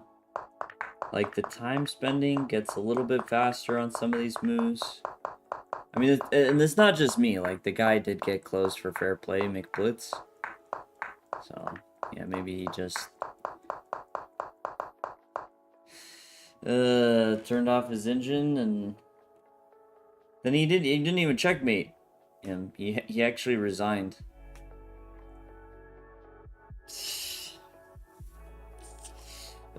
Silly people. What a wild game. Yeah, what a wild one.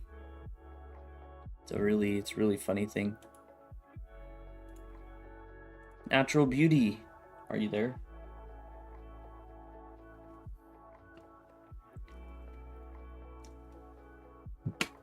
My overall thoughts, I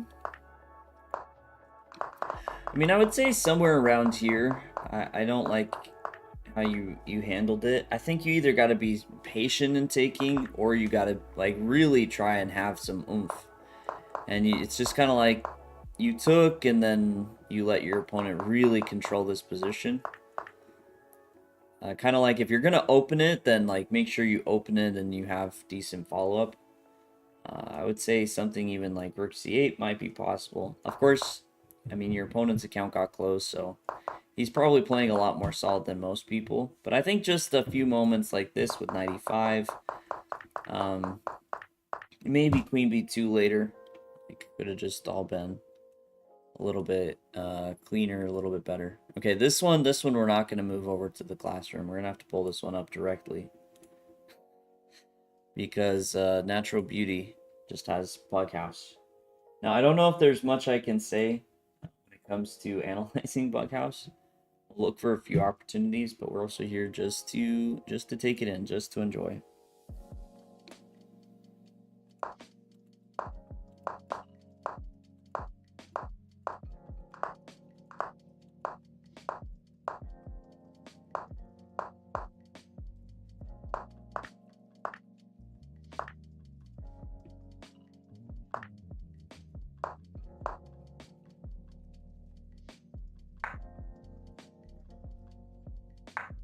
I mean, so far it seems good.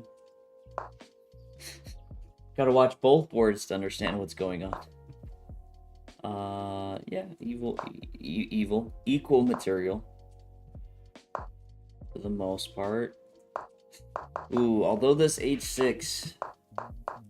Yeah, your opponent getting H6 is nice. And Bughouse, a lot of people know about sacking on F7. I think a lot of people overlook these type of H6 ideas.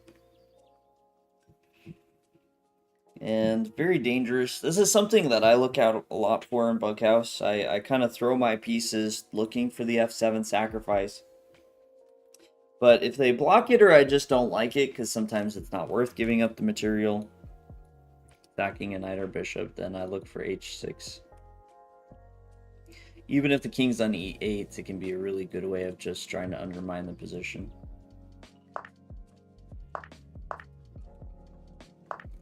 Oh, it's getting crazy now. Yeah, take. It's pretty scary. I don't know. I might take here, actually. Instead of taking, like, take, bishop takes, and then just plant the pawn. This pawn. Just move it over here. Kind of say, like, hey, if you want to... Like, I know you're getting an attack, but if you want to keep an attack, then you're going to at least have to give me material. I guess it's kind of what happened, though. He took on E4 and got the bishop. Looked at the prices of the set they're using at the Singfield Cup, and they're $1,800. Holy crap, I need to make more money. DGT. Yeah, I mean, the DGT plus, like, a really nice set. That stuff can be crazy. Okay, you're in the danger zone. Bishop G5 seems reasonable. Your partner is attacking. Oh. Yeah, it's really feeling like yeah,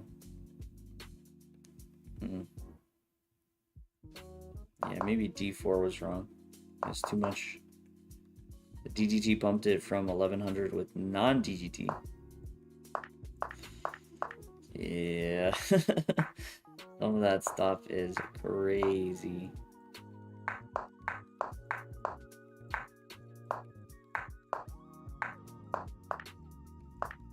The king survived somehow. And now the counter. Oh, your opponent could have taken, but didn't. Maybe too worried about the queen G5 ideas. Won the queen. King's still very much in danger. Bobbing and weaving. Knight C4 looks problematic.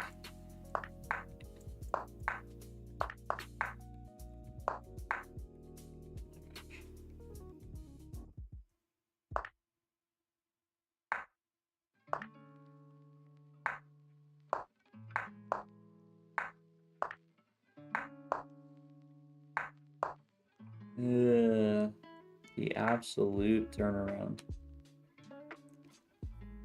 Very nice. Funny to see it because I know I've seen this game, but I looked at it, I think, from the opposite perspective. I was looking at it from White's perspective, and almost looks scarier seeing it from Black's perspective. The verge of checkmate. Oh, the verge of checkmate. Just stressing for the king running across the board. But tricky. Yeah, I think you need to be careful about this H6 idea. I think that's the biggest thing in Bunkhouse, especially when you castle. That's the big danger zone of your opponent being able to start breaking open. Very brave king. DG Tech is not even that great. I mean, yeah. Still a ton. Got incredibly nice board and pieces for 200. That is great. DGT is super nice in concept, but yeah, I mean, without much competition because it's so niche. Like, I get it. They haven't needed to really push themselves to improve the software. Bunkhouse is also always absolute insanity. But in a good way. Duke, you are up next, by the way. Let's do our quick Singfield Cup. What am I saying? Oh, sorry, Natural Beauty. That was the DGT stuff was a comment on other stuff. Bunkhouse is fun. Oh, that's what you're... It is fun, but it's wild. Do you not think it's wild? Dang. Challenger Duke, you win against someone that was twice your rating. Nice. Oh, I didn't realize Fabi played the London. Whoa, what a wacky one, too. Very wacky London. Okay. It's not wild. It is. It's wild fun. Wildly fun. Dang, there's actually some super crazy games happening.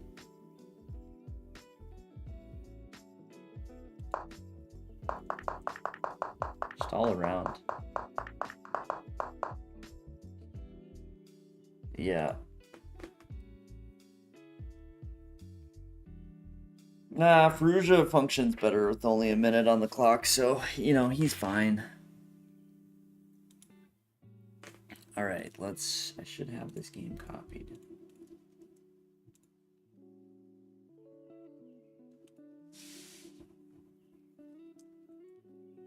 Alright.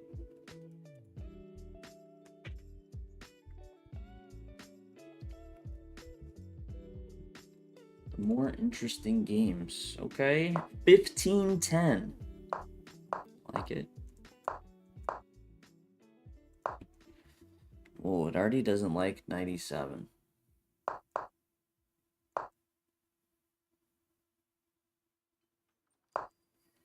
Yeah, I guess playing like C6 and E6 is a very interesting approach, but you do have to be careful of some of these dark squares sometimes. And I could see a move like C5 potentially being annoying.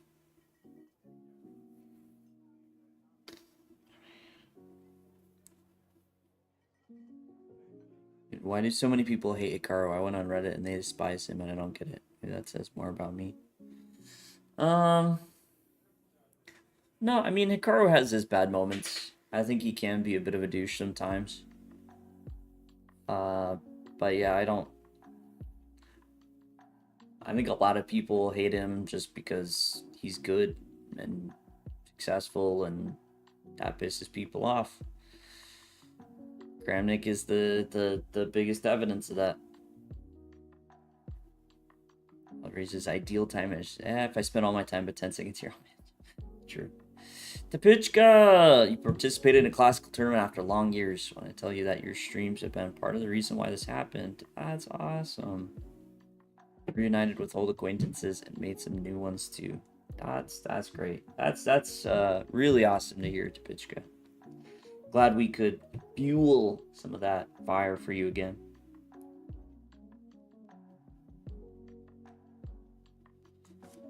He's done some pretty garbage stuff. He's done some pretty garbage stuff, but he's also great for the growth of chess. Yeah. No, for sure.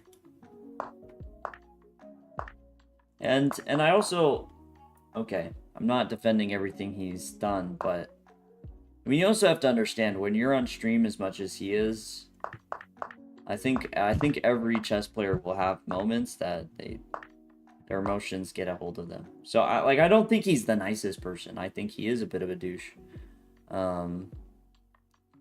But I think people are also a lot harder on him at times and for some things than I think he deserves. Yeah, you get what you get with him. Yeah, I don't think he pretends to be anything different, which is nice.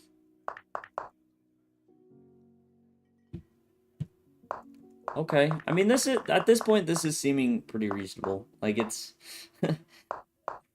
trades this early. Sometimes it's a little bit sad because I like pieces, I like activity, but I feel like you actually got a solid position here.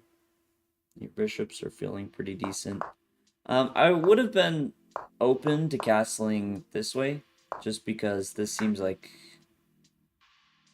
at least a slightly annoying move to deal with if you want to castle, which I think you do. But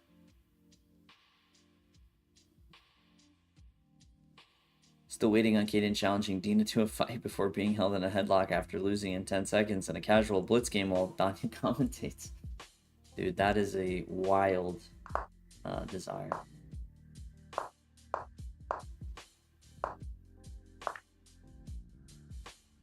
Okay, I like the placement of the knight on d3 quite a bit. Your opponent going after it. Wow. A very solid game. Opposite colored bishops. Bishop a4, bishop or p3. It's not an issue. f6, king f7. Yeah, f6, king f7 back there. Could be a very nice, you know, just for square coverage. Dose. It is very specific dose. I do agree. Opposite colored bishops. Now this should just be a draw. You put all your pawns on light squares. Your opponent. So okay, the one thing I'll say about this, your opponent's move here was really silly. And just something to be mindful of. Like the one danger in these endgames is the king getting into the position. So it could have made it a lot trickier on you if your opponent did try and go for this king run. Almost so much so that I'd prefer something like d5, or at least consider d5 if takes was forced, just to try and keep it, get your king to the center. This doesn't work because king e2, it doesn't really stop it, but I think you want some consideration. Like let's actually bring our king faster. Start with f6, so if the bishop drops back, it's not threatening the pawns. And then, you know, I'm going to run my king. Like, I want my king to be active. It's an endgame. And active kings are super valuable. Because it's really the biggest try with opposite colored bishops. Oh, but your opponent just said, nah, I'm good. It's actually crazy. So the funny thing about this position is even if you didn't have this bishop, it's a draw. Like there's just no way for white to break through. They can push g4 at some point, but you just ignore it, and then whatever they take back with, you take with the pawn. This bishop is completely irrelevant. Now, the side to it is, even if you notice that, you actually can't even give up this bishop. Like, unless you start sacrificing pawns, this bishop is so completely blocked that you can't even lose it if you wanted to. And black is worse. Needs the bishop on e4.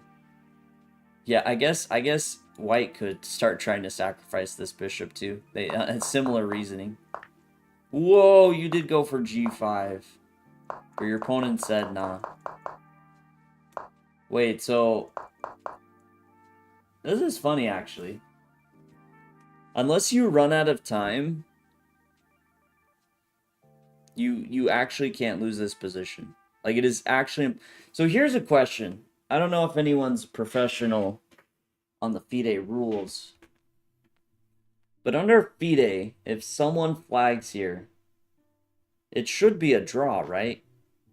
Because even though there is material on the board, it's actually theoretically impossible for one side to be checkmated. Like, they are completely, utterly blocked. I think it would be.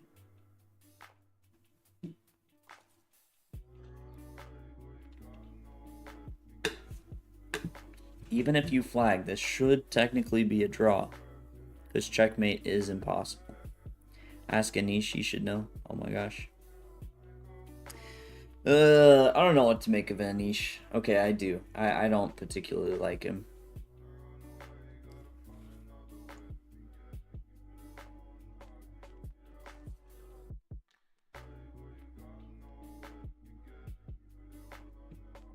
Like, my personal interaction with him, he was pretty chill, but I don't know. Some of what I see of him on the internet, like... he gives me weird vibes. No, so the only actual, like, news thing I saw, like, very clearly that I wasn't a fan of was the World Team Blitz. Like, the way he was talking to Hikaru Nepo just seemed very snobbish. Like, he made this comment, like, if you had won, you guys wouldn't have appealed. Which is, like, this big statement, but, like, obviously if they won, they aren't gonna appeal. Like you caught absolutely no one with it, but however you feel in that situation, it just felt like Anish was trying to insert it in one, and I don't know. It kind of seemed like if the appeal went through, that it was on the tournament directors. So I don't know what to make of him. What Danny said also felt like there could have been some weird falling out there. I mean, the fact that he believes so heavily he's on endgame payroll, like it wasn't even his match. That's not his business. Yeah, it just felt weird. But Anish says he's not on the endgame payroll, so there's some weird things going on there too. I think Anish also said he's actually on chess.com's payroll, so I don't know. Like, there's just weird stuff. I don't know what to make of it. Challenger Duke, very, very solid. This ending's actually super funny to me. It's just so rare that you ever see a position that you know, so much material is on the board, but neither side can, like, it is actually impossible to lose this position. Physically impossible. It's pretty funny. Nisha's biggest flaw is he has a Twitter account. Oh, that's right. So the other thing that really I didn't like is Anish, when Arjun crossed 2800. I forget exactly how he said it, but yeah, he wasn't particularly nice about it. Like, it felt like he was kind of trying to talk down on Arjun, which I just feel like was completely uncalled for. Feels jaded, like he accepted he'll never be the best, and now is trying to maximize attention towards something that he's clearly addicted to. I don't hate that take. Enjoyed watching all of Danny's interviews lately. Really can't wait for his book. I have a pre-order. Danny interviews very well, and I think the way he talks, he seems very, very reasonable. I do agree with that.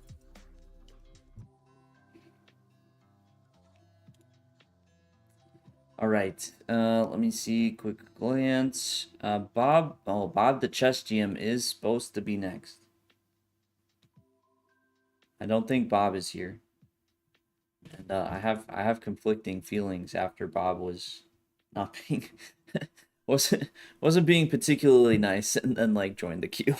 Like, okay.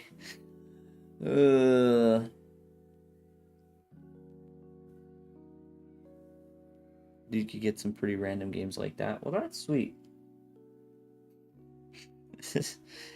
I mean, you're playing a higher rated player and you have the black pieces, like, solid result. Cannot be upset about that at all.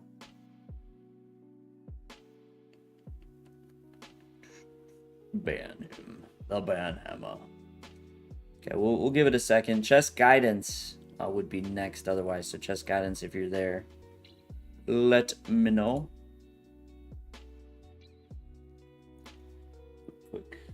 Quick look again. Whoa, Fallujah is still in the tank. Oh my goodness. That time disparity. 40 minutes now. MVL is up on the clock. Which is, I'm really curious about, because it seems like from the accuracy that Fallujah kind of knows what he's doing. I guess he spent a lot of time on B4. I don't know, maybe he's just navigating it correctly. Because he's been so accurate that I would have expected this is something once upon a time he still looked at, but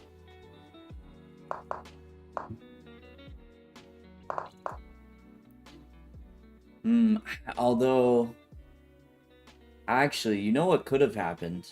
It could have been something Fallujah's faintly looked at somewhere. He's taking the time to think it through.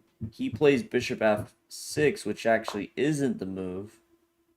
He's supposed to play rook e8, and now bishop f8, and now Fallujah's just trying to figure it out with the... Well, obviously he can't go for this anymore.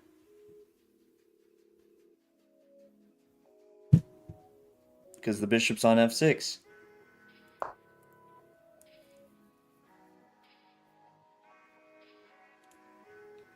interesting. Prague has a very solid advantage, but he has to be precise. Endgame type. Must your games be a bit of a mess? Well, Duke, I mean, that's better than them being boring. It's your artistic side coming out on the chessboard. Man, actually I'm actually really happy to see this. This has been one of the best parts about the younger generation. I feel like these tournaments that are mixing kind of the younger generation against the older generation tend to be leading to a lot more exciting games. I think the previous generation, still very strong players, but I think they were kind of hitting a point where they all understood they could comfortably just like maintain the status quo and still get the invites and still make money. And now this younger generation's come so fast and so quickly that it's kind of pushed them to be on their toes. He decided he'll play Bullet against MVL. There's a chance. Okay, I didn't see anything from Chess Guidance either, so we might be to Dude. It is a good mix. Ooh, he hits him with the 95. Gukesh in real trouble. I want to say yes, but Gukesh has snuck out of so many bad positions that, like lately, he seems to be sneaking out of these quite a bit. So I'm just like, I mean, it's +1, but I don't know. Gukesh will figure it out. It is getting very tough. And if Bishop D7 there really is, like, the only move to maintain even just a point advantage, that sucks. Because, yeah, okay, he's playing it, but, I mean, Prague with the 2 bishops in an endgame, like, that's just a permanent advantage he can push. Last time Gukesh and Prague played, it was a weird QGA. So some consistency, huh? In these types of positions.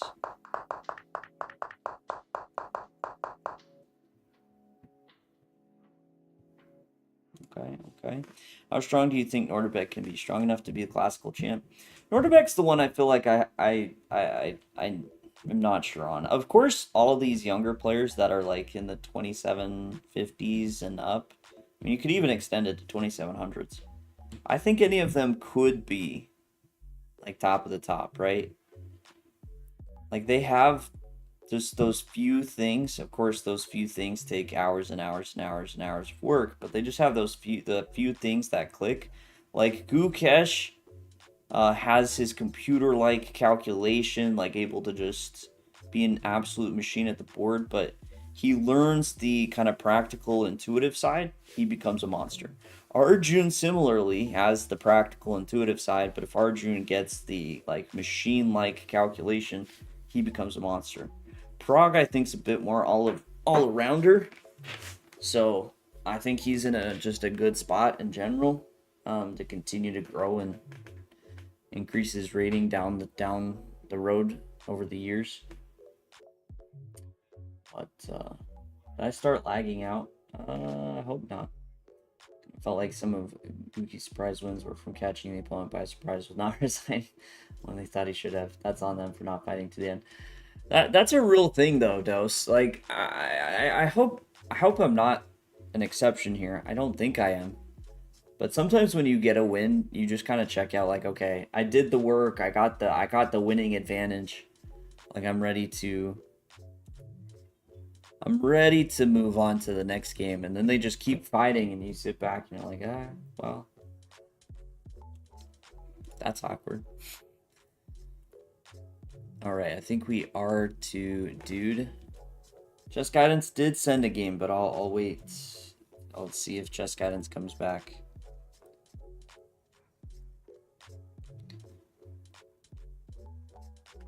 Will we see F4 from, wait, is there a downside to F4 like C4? F6, okay, maybe no F4 yet. I was wondering about this C5 move in this game, because it looks nice, but I guess it's just nothing. This is a crazy, like, look at this position from Black's perspective. Actually, it looks a lot better. a lot better from black's perspective. Like, this looks fine to me from black's perspective. But from white's perspective, it looks like I'm crushing you. Like I'm about to break through. I guess not. Interesting possibility with bishop a3, though. Ahoy. I said ahoy. Whoa. What a crazy username you have on YouTube there, sir. Okay, so let's pull up this game here. Let's see it. Dun, dun, dun. Oh, is this gonna be one of the con games? Hey, he's playing the Sicilian.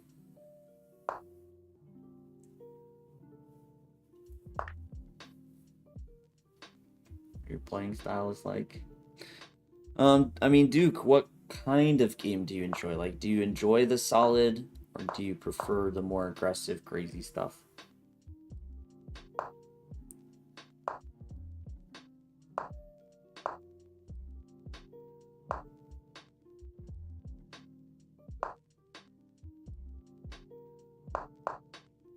Wonky. Yeah.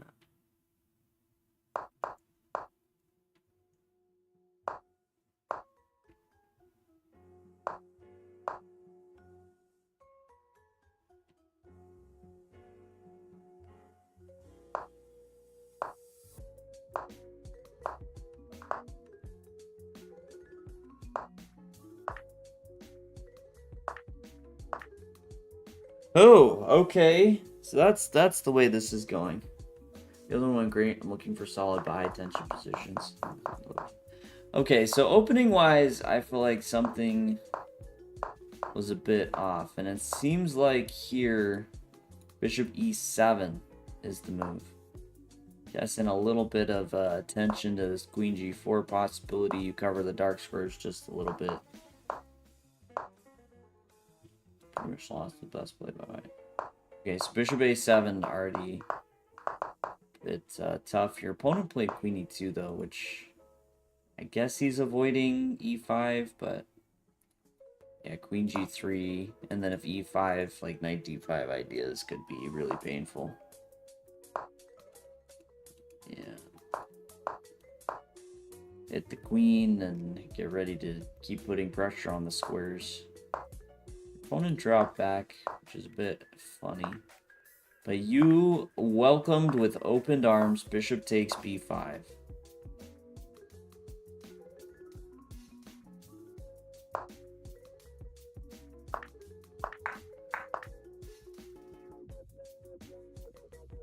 Trading off the bishop? Man, that's a weird decision to me. Like a very strange decision.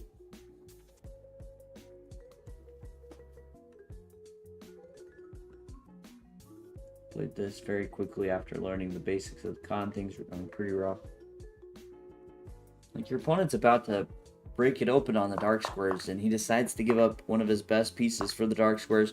Now, I would give some serious consideration to actually taking with the rook just to try and calm it down, because you're super blocked here. But I don't know, maybe it's probably not worth giving up the exchange. Probably. Ooh. I'd be sweating if I were. But he just gives up e5. What?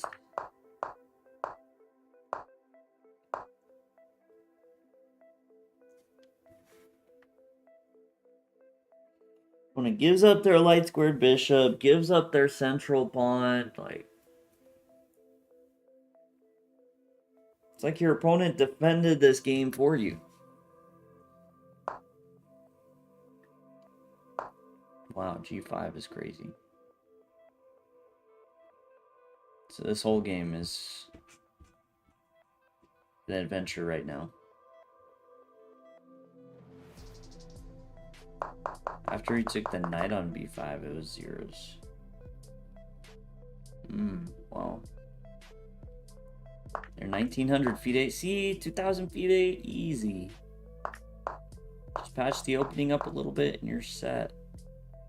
Yeah, I'd be really tempted by something like Rook c5, just trying to trade queens and kind of relieve that pressure. Hit the queen, so, and protect.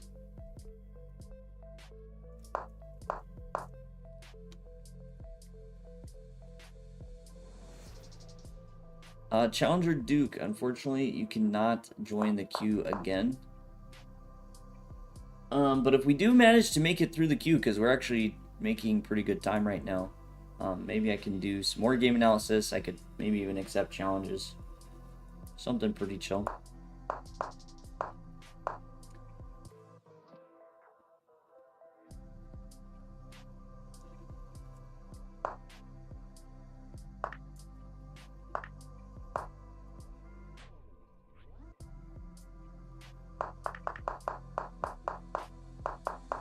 Dang, your opponent got forked and then resigned.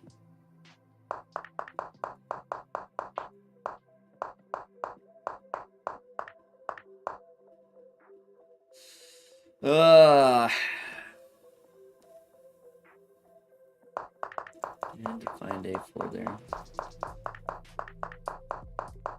So, I mean, obviously bishop e7, dude, to defend that. But I also think you were quite adventurous by playing b5 here. I mean, I have a feeling like if your opponent doesn't go for the trade and just like goes for this stuff immediately, maybe you can defend, but I'd just say like rook d2. Like, I'd be really worried if I was you here. Send a link with review or just a simple link is better. Do a quick one, but it's your only massive failure in opening with con. Take the 8-7, 60-30 time control head-to-head lead. Whoa, 60-30 game. Crazy. Yeah, this was a con. Yeah, b5. I'm just okay. Yeah. Actually doesn't hate it doesn't hate bishop e3. Oh, queen e3. Okay, queen e3 was really slow. Yeah, I guess maybe they should still just double up here. A lot of times for them, they just needed to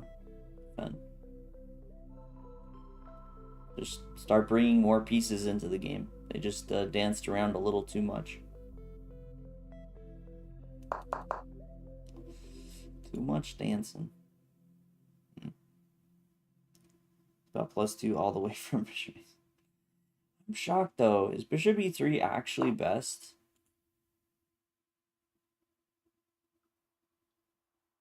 Really?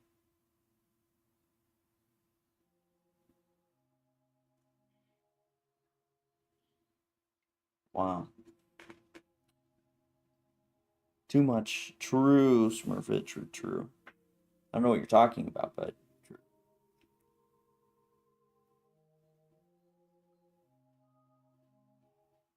Bishop e3 is best. Actually annoys me a little bit.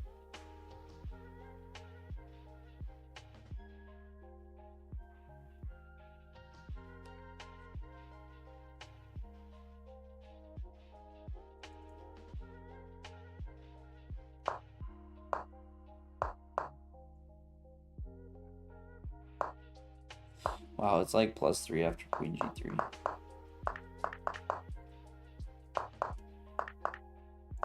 Oh, rook takes a7 actually was better than knight takes. Huh. Wild game.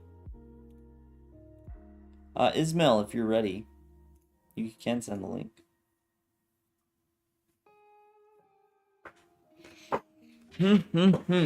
Wild stuff.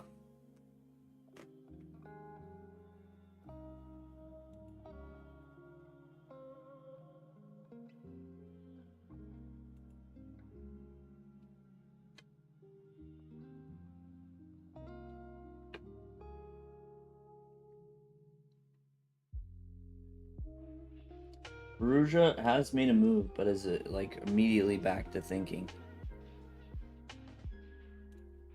Okay, here's the game. versus Michael Marbella.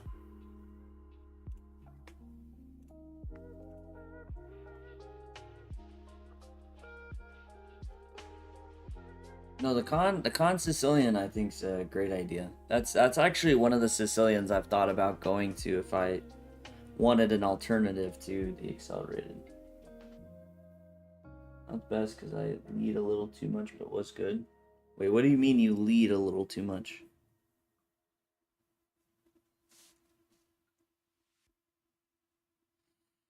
I think Ferrugia's gonna be in big trouble there, especially if he keeps that up. Oof. And Gukesh is looking more and more in danger.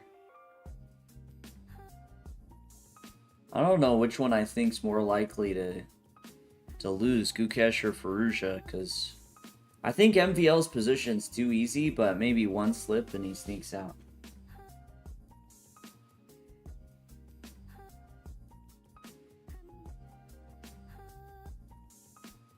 Yeah.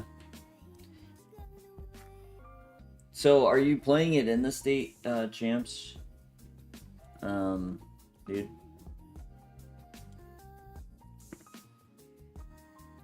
You were a bit better early in the game. Okay, okay.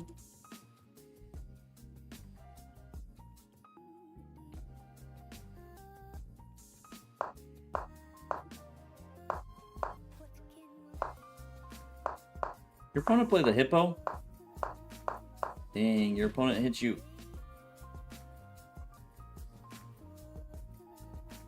Wait a second. Really?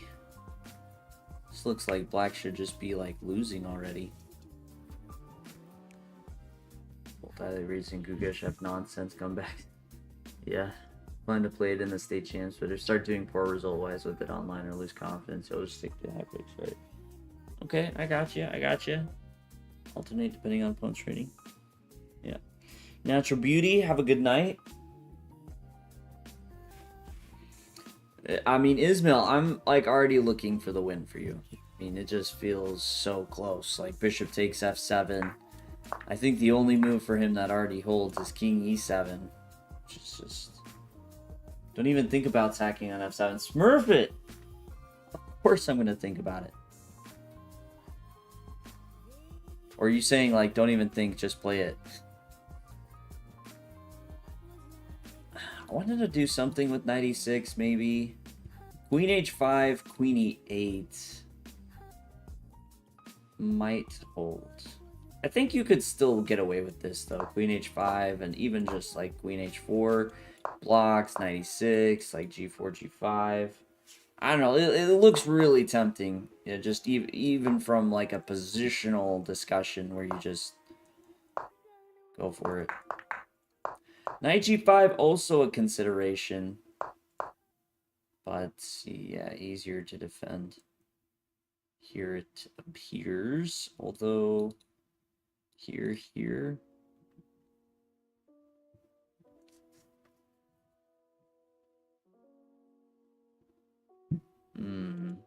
Yeah, not quite. Let's just do the quick, just the eval check. Yeah, 0.5. So it's playable, but maybe too much. So this is a very reasonable direction.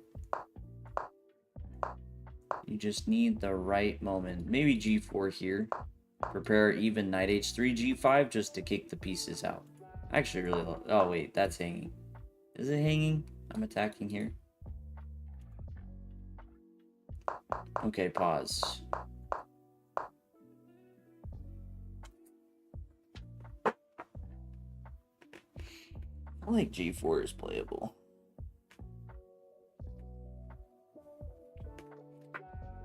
But I guess it is tricky to move the knight. If what's keeping him from taking is some tactics with knight takes f7, then it's much harder to play knight h3, which is what we want to do next.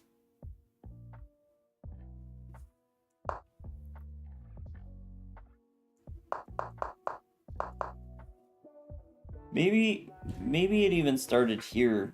is a little incorrect. Like, if you're going to drop back, maybe queen h3 and then knight f3. And we actually just try to target the knights with the bishop. Kind of weaken the structure there.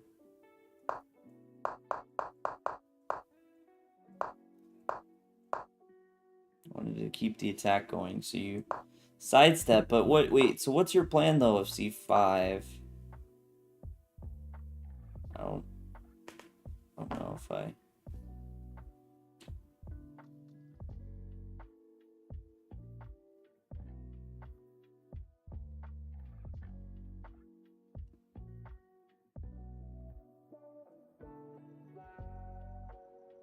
Wait a second. Do you have a crazy idea here?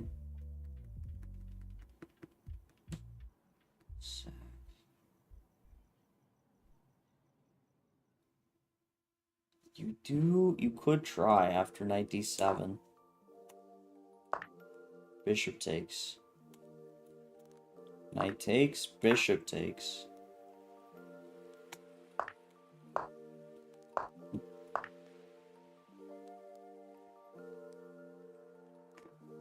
Hit the rook, rook moves, take, and then f6. Don't even think about it. I'm not thinking about it anymore. I want to play it. I actually kind of like this idea a lot. The knight's jumping in and f6, and I mean, he has to go here, by the way. So you have at least repetition because this runs into knight d7. Forking the king and queen. So you have at least a draw, but I don't know. I mean, queen f6, queen h5, like it looks beautiful. It looks like you should have something here. So let's see, bishop takes. Ooh, bishop takes is good. Quick line check. Oh, taking there. So I guess we're supposed to take first. So we even take first, then we take. Okay, maybe there's a f6 too. Yeah, a lot of possibilities. I guess he should just sack the exchange somehow to try and defend. Like maybe bishop f6. Yeah, bishop f6. So you take first. That makes sense. Yeah, crazy idea. So you went queen h5. Well, now bishop takes f7. Oh, your opponent just straight up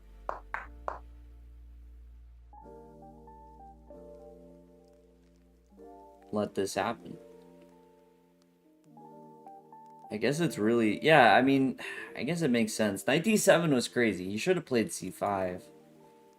Here he probably should castle queenside, honestly. Just give up the pawn and try and live to see another day.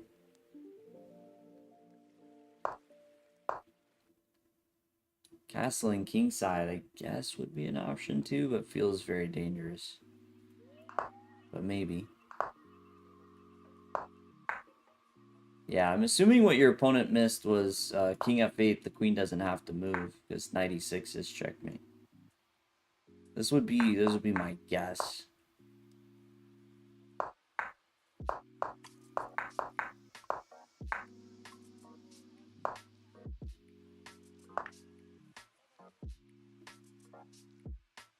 That's sneaky. Okay, I like how the tactics are playing out. A little check here, a little check there.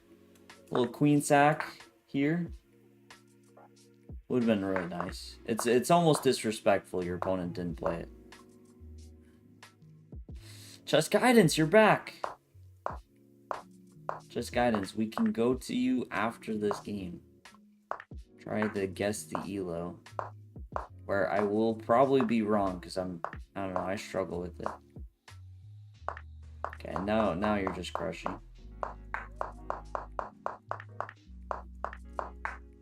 Yeah. Yeah, really crazy stuff. Yeah, a few sacrifice ideas, but you know, maybe again this queen h3, just a little bit of placement there to open up knight f3. Because, yeah, to a point, it was your knight d7 by your opponent, I think, was just crazy. I think that was just missed mate into... Oh, I was going through this part so quickly.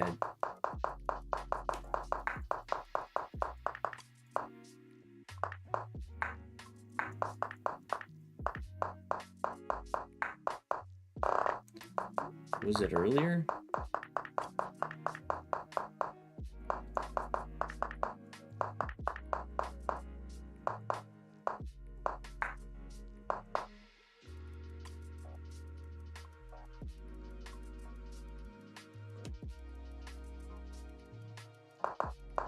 Oh, yeah, just promoted right here. For some reason, as I'm playing through this quickly, I don't know, I guess I thought you played... That doesn't make any sense. I don't know what I was thinking. Like, d7 and rook d1 became one move in my brain. Like, d8 just wasn't an option. Alright. Test guidance, are you ready? Are we ready to guess? Just a short game you played. You can find that. Okay, okay. Dear goodness.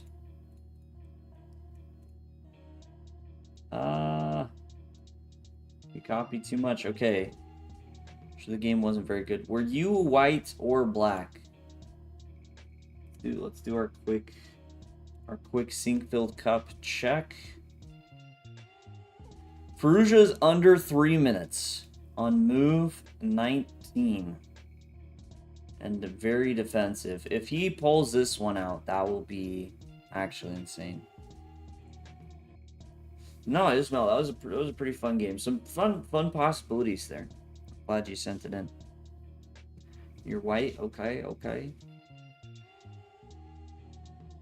Wow, Ronian's game is crazy.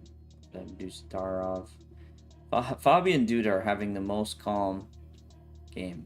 That just kind of makes it exciting because Fabi played to London, you know. You had to see it at the top. Okay, so...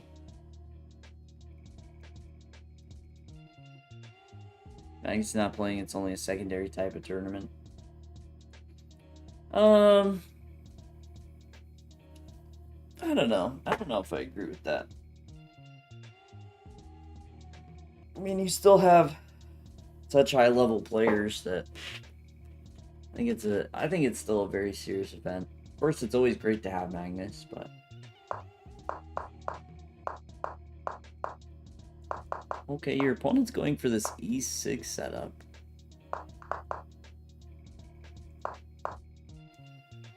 You're playing e3.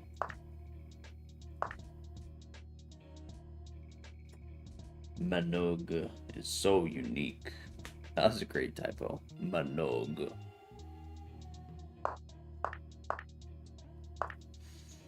Okay.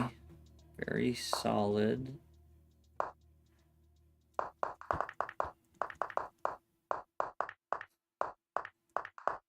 One sec.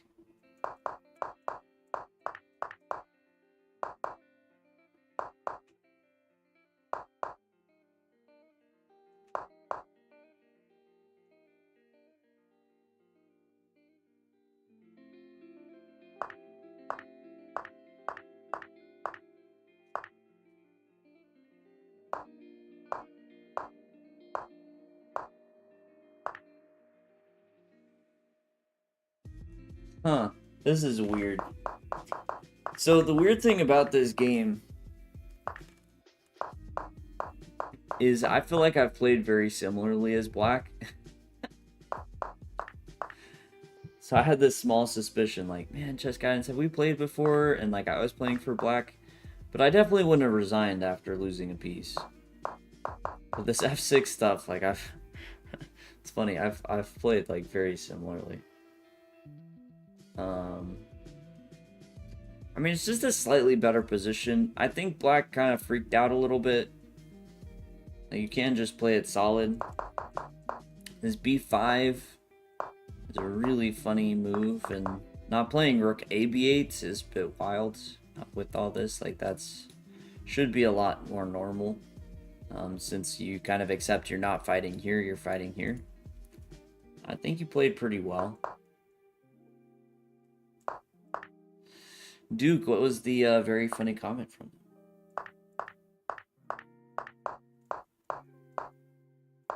Okay, I'm not piecing.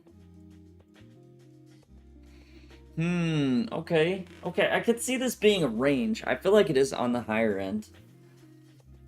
Like, rating should be higher. I mean, your opponent blundered a piece, but at the same time, I can kind of see myself playing similar to them. They resigned super soon, though, so...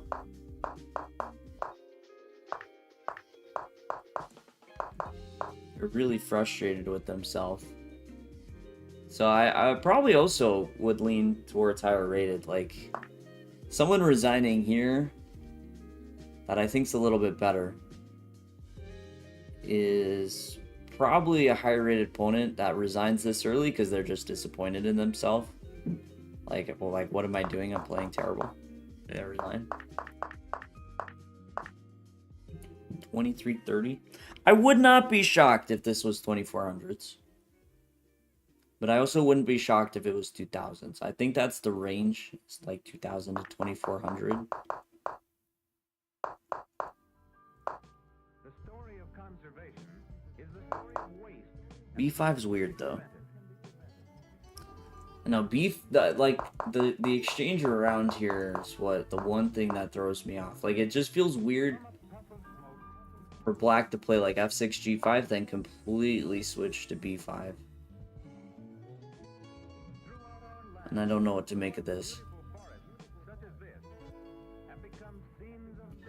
I'd probably go not 2400. I'd probably try and meet somewhere in the middle and say like the elos are around 2150.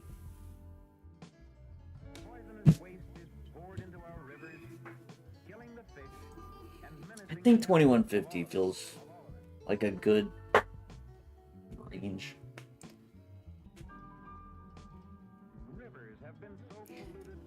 Because it could be quite a bit higher. I wouldn't be shocked if you drop like this is 2600. But I also could see it being lower. Like, am I completely blown away if this is 1800s? It is my game? Wait a second. Wait, but I was black? JK, I was gonna say. See, you could have had me, because I definitely could see myself playing like this as black. Which is why I think the range is so high. Well, he didn't quite have time for 94, but I guess that's part of the point behind B5, maybe what you're saying, is to prevent. See, I know it's not me, because unless, like, I flagged, I wouldn't have resigned here. I'm sorry, I just don't think... If I resigned here, I'm going to be disappointed in myself. Challenger Duke, one of your opponent's comments was, I had you dead to rights the whole game until you Chuck Norris to me. I had to check. That is pretty solid. Freaking Chuck Norris to me. Yeah. Okay, let's see. Let me grab the link. I'm locking in around 2150. Don't hurt me. Okay, let's grab the link. We're gonna move it over. Woo! Okay, not too far. Let's go. 2250. Not too far. See, I'm feeling all right about that. That's one of the better guess to elos I've ever done. I'm not great at it. Technically, Laos was closer at the 2330 in the 80-point range. Laos, not bad. Your opponent 2230. Dang. Let's go, Laos. Brought it home. Yeah, so it's kind of funny. I feel like I'm way better at guess the elo over the board. because I think I'm a lot better at reading people's mannerisms. I had this happen. We went to the Columbia Chess Club, and actually, James, who's one of the people that runs the center, he asked me after playing, and I was super close to his rating. And often for me, it has, I mean, some to do with play style and how they play, but a lot to do with just the person, because you can kind of tell from how confident, how frustrated they are when they make mistakes, how kind of even with this, like the fact that Black resigned here, um, can kind of read into that.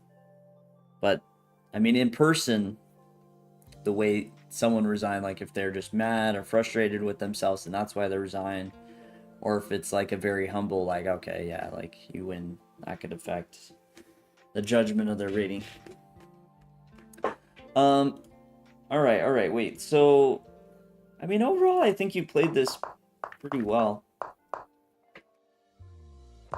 I don't know, why is it calling bishop e3?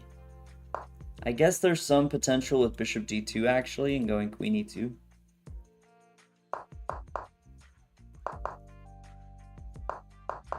But all around, I think you played very well. I think it was a very solid game.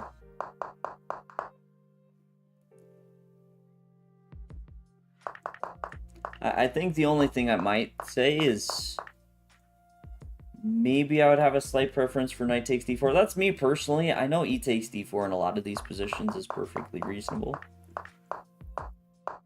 But yeah, other than that, I mean, pretty straightforward, pretty solid. Duke, you would be so nervous if you had to sit across the board. What? Why would being across the board for me make you nervous?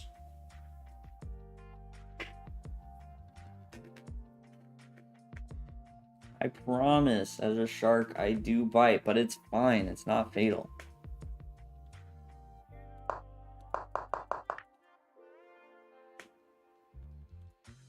I make that joke with people a lot, and I have to be really careful about phrasing.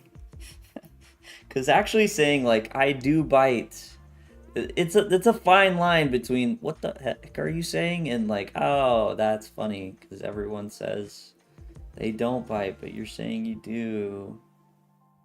And I've definitely tried to make that joke and it not be funny, and me be like, okay, actually, now that I think about it, the phrasing was terrible.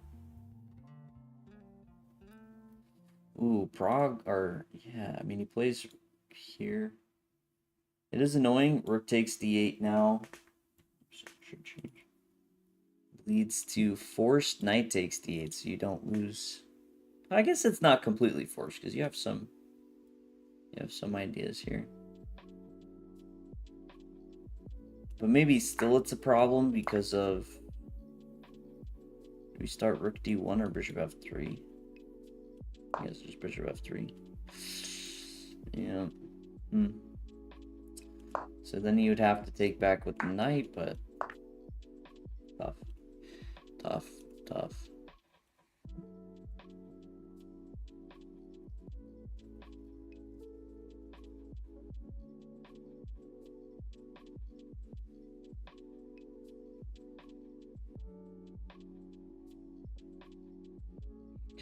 Trestikill. Play you, teach you. Say that then the ads. No, Duke.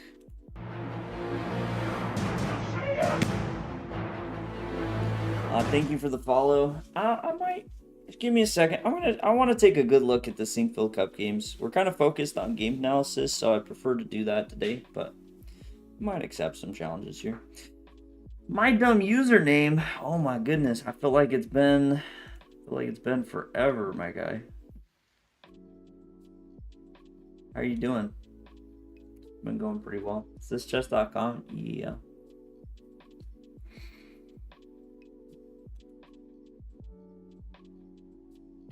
Duke, are you back from ads yet?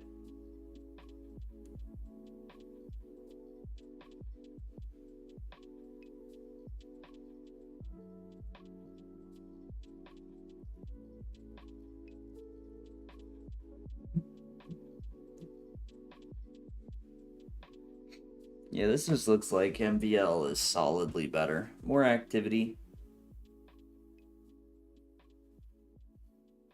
My username, yeah. Well, patient. Kill.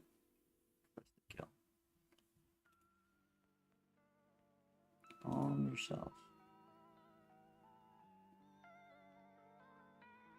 Ah. Oh, I was saying I went down a whole rant, Duke, and I feel like you missed it now.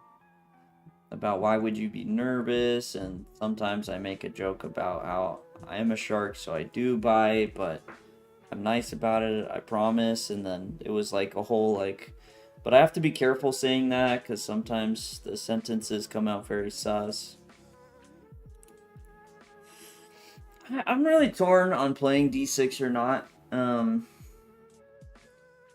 Isolating the pawns. I mean, it's also the time situation, right? Like I know Perugia is very good low on time, but if you can keep queens, like me personally, I would try to keep queens on the board. So maybe just like a G3. Yes, you guys, we all can see the analysis. There's nothing hidden there. Rook E6 would be a wild find. Rook E6 to go bishop E4. See, but Rook D8, we have time, I think. Because taking is tricky because of Rook C8. Is that true? Yeah. Wait, yeah. Yeah, I guess take here. If you block with the rook, I'll trade and then play Rook C8. If you block with the bishop, I was thinking bishop C7. And this square's guarded. Sack the rook on E8. He played queen D3. Okay. I guess preparing D6. It makes sense. Makes a lot of sense, actually. Tough spot for Fallujah. Even A4, like, this is the tough part about being down on time. Like, of course, he finds A4, but fully evaluating all the changes that are going to happen from trading this one rook, and is D6 going to be a problem, I think is very tough. Prague did take on D8, so Gukesh now going to think about it, but I do expect knight takes.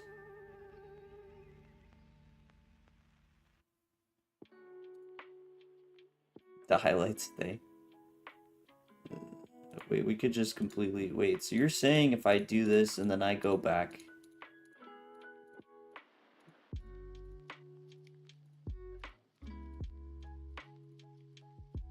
it will stay?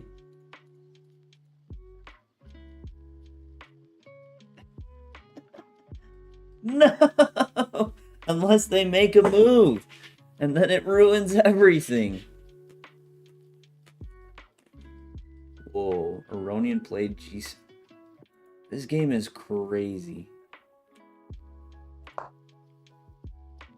Queen G4 are brilliancy because it technically hangs the bishop on D3. Be nervous because I'm a GM and I'm highly likely to blunder something or almost blunder an entire game from nerves. That's okay. We just play to have fun. Like, I have noticed this. Like, I was talking to Tony about this because so we went to the Columbia Chess Club, and he made a comment at some point about how quiet I was being during the games, which sometimes I am more quiet. Like at the end of the day, yeah, the F key. The F key is how you do the smash. At the end of the day, like, I am a bit of an introvert. Like, I'm, at least from what I understand, whether you're an introvert or extrovert, it kind of is like, where do you get your energy? I enjoy the extroverted moments, but I get my energy from being an introvert. So I do have times I'm quiet. But I was talking to Tony later and said, like, a big part of why I'm quiet, or I was quiet, yeah, I was tired. Yeah, sometimes I have those moments. But it's actually because a lot of people, when they play me, they actually don't want to talk as much.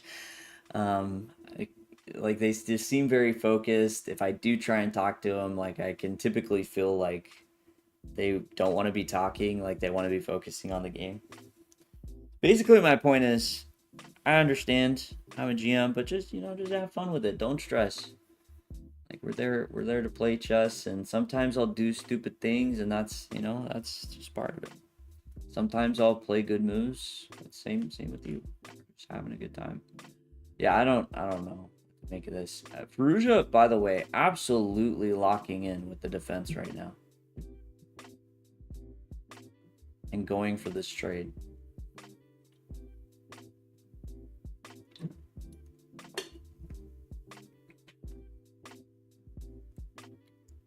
Yeah, before I stream. Hey, Houseline!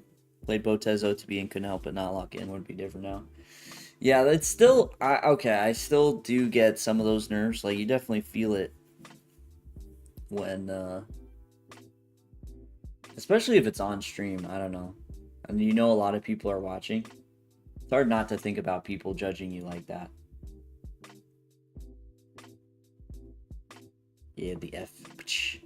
It's sad it doesn't knock... Does it do it in the classroom? I did find out the other day, if you keep going, eventually it will knock all the pieces down. Eventually. It takes a while. Because I think it knocks over pieces randomly. And so you're just waiting for, in this case now, like these two pawns. This one pawn. Oh, look. These pieces too. Ah! I accidentally hit the wrong key. Okay, I'm gonna... Never mind. Now I'm determined. Guys, I'm sorry if this hurts your ear. But I accidentally bumped a different key, so I reset it. Wait, did we... No, H2 pawn.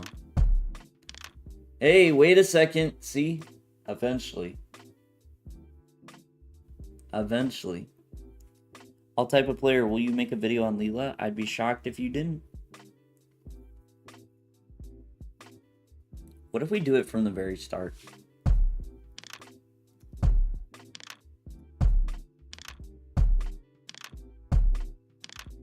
It does happen, right?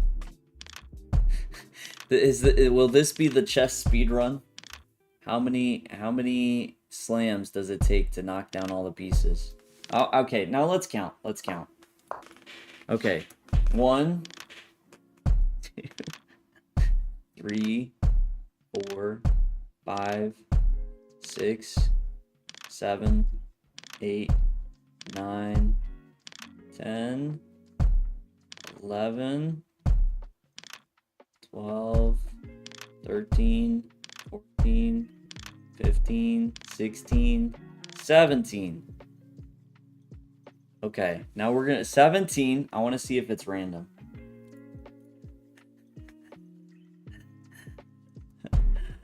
One, 2, 3, 4, 5, 6, 7, 8, 9, 10, 11. Okay, pawn on G2, pawn E7. 12, 13, 14, 15, 16. 16 this time. Will you make a video? I'll type a player. I mean, maybe. At some point, queen odds. Okay, so that was 16. So let me try one more time. 1, 2, 3, 4, 5, 6, 7, 8, 9, 10, 11, 12, 13, 14, 15, 16. Did I just miscount the first time? Was it actually 16 the first time? Because that was 16 and it like knocked down 3 pieces. Hold on. This is for science. The idea of people judging you while streaming makes the idea of trying out streaming even more scary. I mean, sure. But, you know, you just gotta enjoy it. 2, 3, 4, 5, 6, 7, 8, 9, 10, 11, 12, 13, 14, 15, Wow. Okay, another 16. Hold on. So if I go further into the position, is this just like a... Is this the thing? Because that's that... A lot of the pieces were knocked over super early. There's like 3 pieces for the last 6 hits. Oh, okay, let me make sure. 1, 2, 3,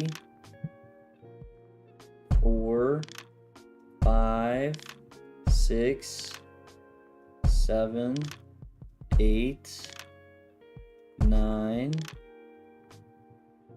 10, 11, 12, 13, 14, 15, 16, 17, 18, 19. What's wrong with the queen? 20, 21, 22. 22? Today, my opinion of getting changed. Blazing Heart is like, is this what he's like? Yeah, he takes so many board smashes. That's fair, house line. That was my one concern about this. But this is for science. This is for science. Maybe we should just mute the sound for a second. Maybe that will help.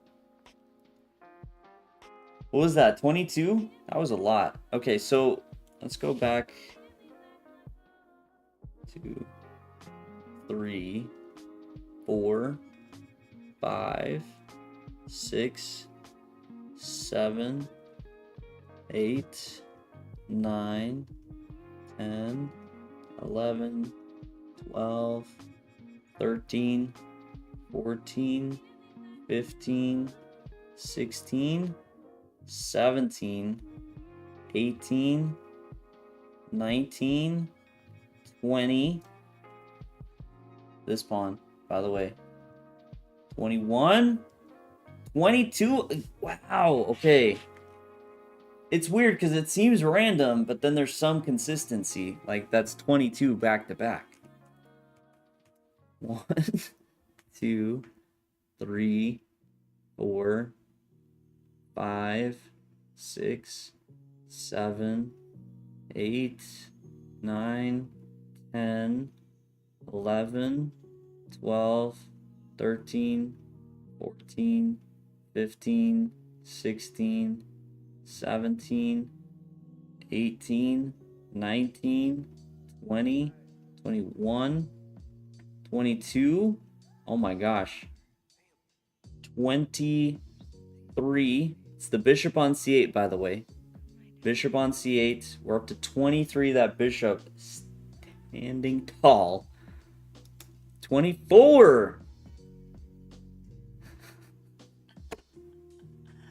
24 times. Crazy. Okay, one more time. Last time that I'm going to look at the Seafield Cup games. 1, 2, 3, 4, 5, 6, 7, 8, 9, 10, 11, 12, 13. Okay, what? We have the bishop on c8 and bishop or knight on b8. 14. Oh, just the bishop. 15. Was that a 15?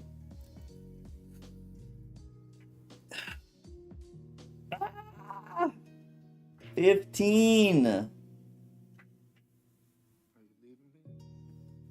Don't play chess anymore. Just punch the board like I'm Magnus.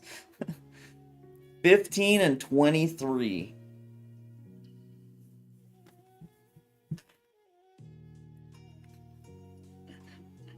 Okay, we'll take a little bit of a break. We'll take a break. We'll take a breather, you know.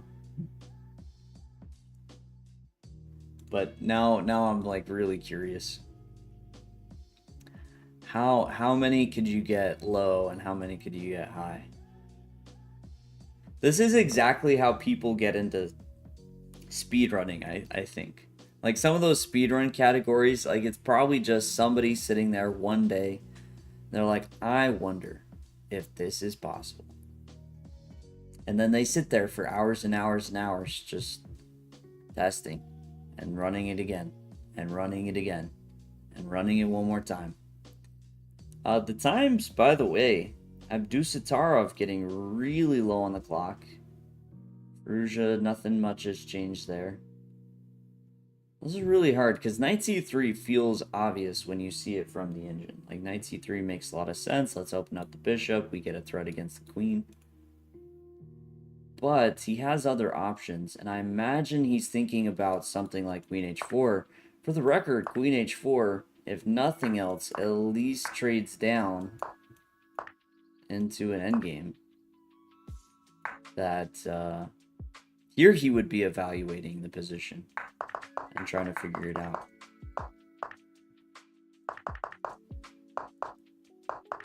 So one of those that easy to get lost in the possibilities. And some crazy stuff.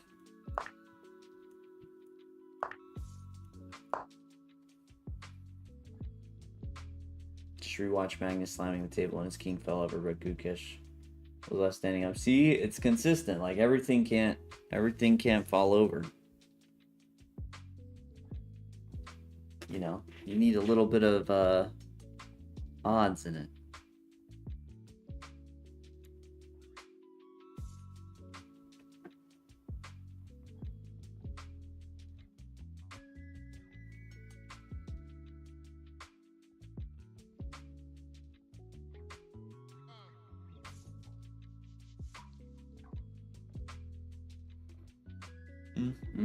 But the time situation, I mean, the lower he gets on time, the more I think he's probably going to head to where the queens come off the board. Because he can't stand these craziness, the craziness with only, 3 minutes on his clock. MVL really, really locked. Wesley So, apparently this last move is so-so. Bishop c2, not an easy move to play. I think we need to solidify it. It's definitely findable if you don't get caught trying to do something else.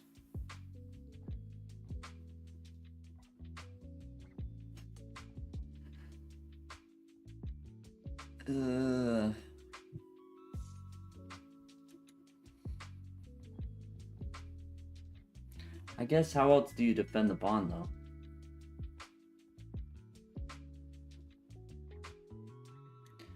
And if bishop takes, rook takes, just GG's. Definitely a findable moment for Sam Savian, I think. I mean, easier said than done when you're not sitting at the board yourself, but it's just, this is a threat. It's hard to stop. Bishop c2. Very clear way to do so. So a lot of potential for decisive results. A lot of potential. Sinkfield Cup today.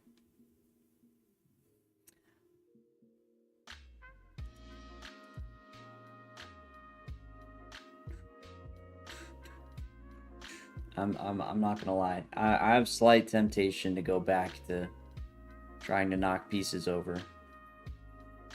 See if I can get more than 23 or less than 25. Let me try one more time. Just one more time. Just one more time. Maybe 3 more times. 2.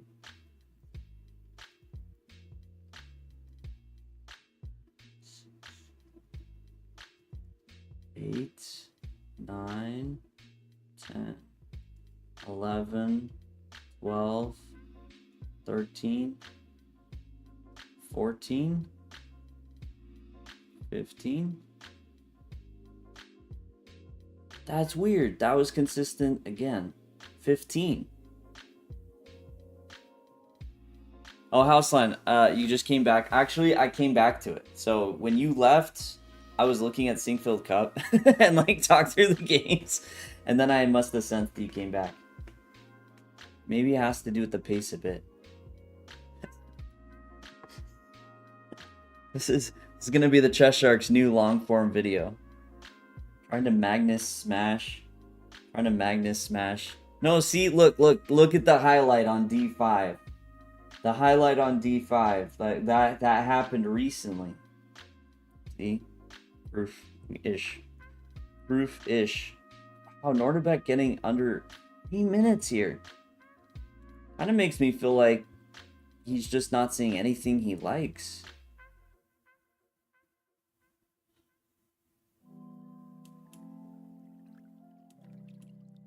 So maybe he sees this end game, but he doesn't like it. So he's super hesitant.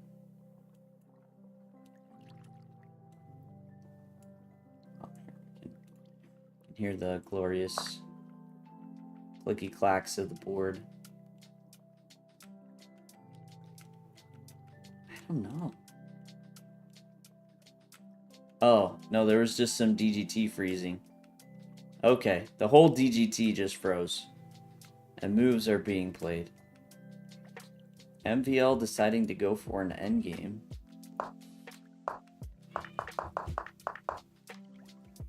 Dang, Ferrugia's gonna hold this. Is what it feels like. Chess.com ever adds a gotcha scam to the site, and we'll have the random generator all figured out. I'm ready for it. Start letting me draw for different piece sets and styles. I'll be there, man. You don't even want to know how much money I have. Okay. Boards were a bit frozen. Abdustarov decided to go for not queen takes h7, but knight g5.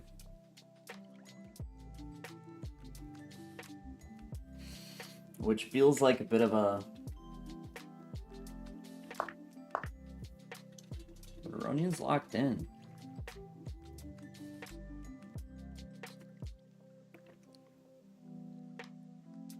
How hidden is this? Like queen b3 to go with something with bishop b6? Wait, how does that work? Queen b3, queen takes g5.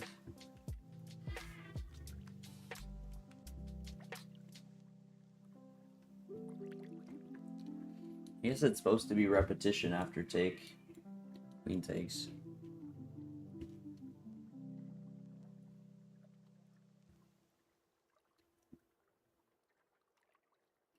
Oh, we have queen d1, so that's not as tricky. Okay, so it's queen here.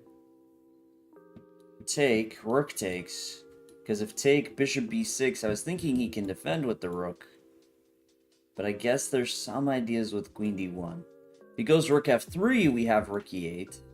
If he goes rook e5, we have queen d1.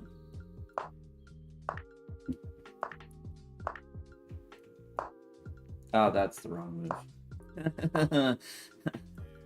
Yeah, rook f3, rook e8.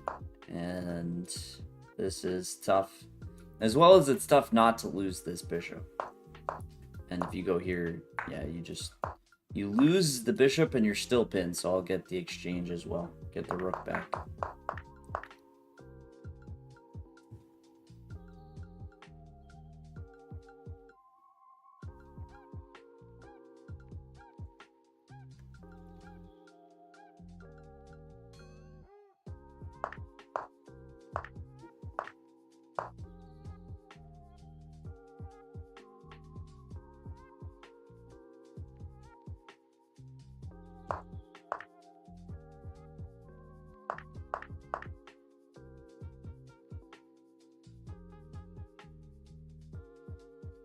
What does it want? It wants queen takes, rook ef1. This actually does look very dangerous for white. Or very dangerous for black. White has the danger. Oh, but... Bishop d8. I would expect Aronian to spend a lot of time here. Some messy stuff, and it's not so simple. Yeah, Ferrugia's just gonna hold. He was down under 3 minutes and he's still just gonna hold. Like, it's no big deal. Push to e4.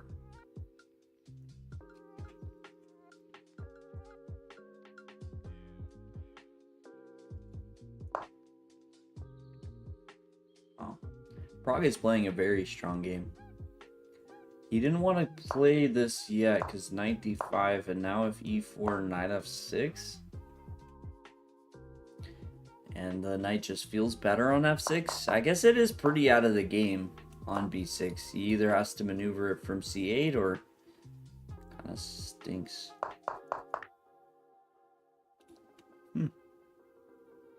All right. Well, I think I'm going to jump in. We've made it through the queue, so I think I'll jump in and try and play a little bit. I have about 30 minutes left. So just kind of hang out for now until we finish. I think I do want to play 3 minutes.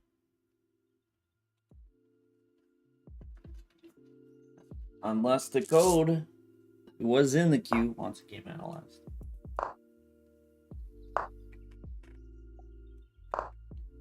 Why is it double noising? Oh, I have online opened over there. Apparently. Different and all my pulling up stuff for game analysis. Am I about to be tricked into a King's Indian? It's okay. I do know this.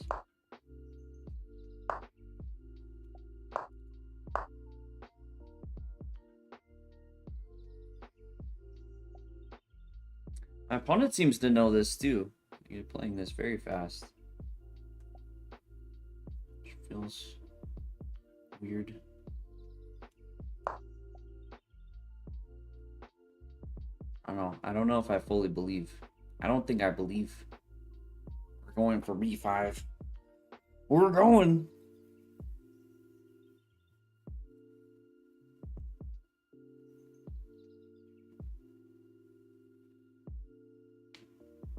Yeah, the code. I mean, it does help if you just give me like a little heads up. Would I be willing to? We could do that. Duke, we could go through your game versus the sussy person after decode. Just finish with those two. So do decode and then that. Ooh, interesting. What an interesting idea. Don't think I'm bothered. You know, we're just keeping it nice and together. No, Ismail, we got it down actually to 15 smashes and as high as 23, so I don't know. I don't know what to make of it. It kind of makes me want to do like a weird YouTube video where I just do that for an hour and see. Just like completely wacky.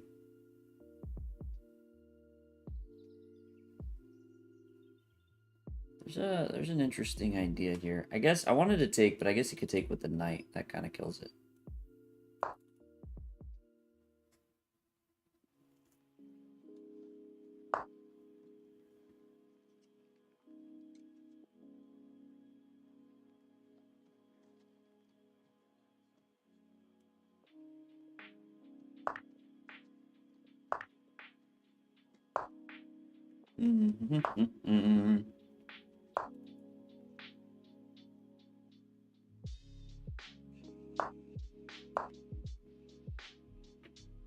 Okay, we're securing. We are securing the defense, maybe.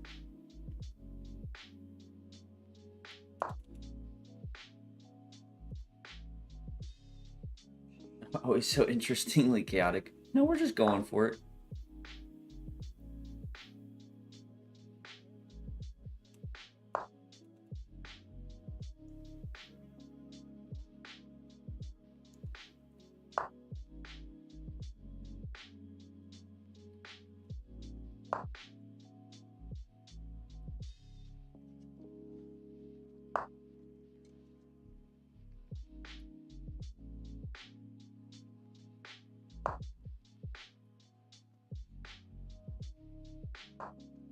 Okay, I'm taking a lot of time.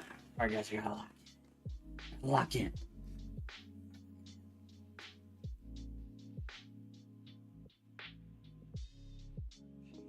It's the most annoying ever draw in your life. Almost flagged. And we play 130 plus moves just for that. Bing. I got you.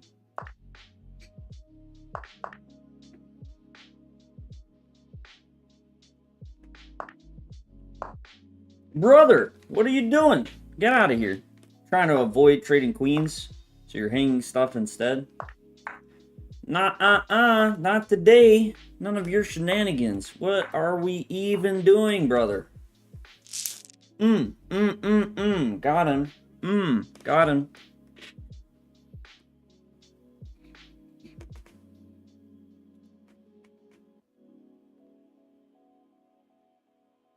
That was a weird game.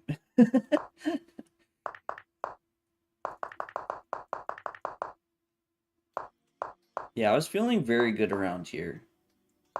Queen e7, great. What else am I doing? Why are you complimenting? Like, I can't. There's no other legal move here, for the record. I don't know why you're telling me it's great. Like, if I don't play Queen e7, I have no clue what I'm doing. And then, obviously, defending Bishop c5. Now, this I was happy with. Okay, well, then you just suck. You just suck. Like, the one move I'm happy with, it's like, nah, that one was bad. Every other move is great. Every other move. But the one you were actually happy with, Queen a7, no, screw you.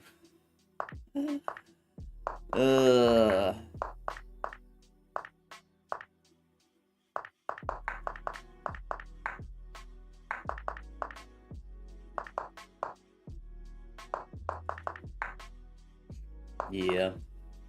Yeah. But why? I guess it's saying that there's some sacrifice here. Just to really make it interesting.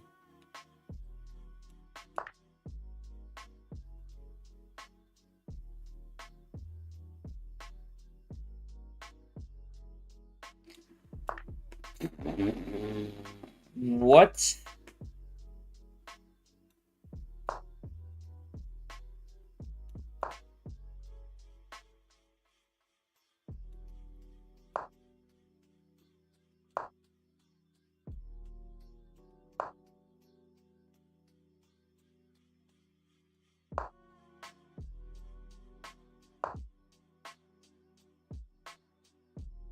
I could have gotten 3 brilliants in a row, I guess, with all this. Queen h5, knight e5.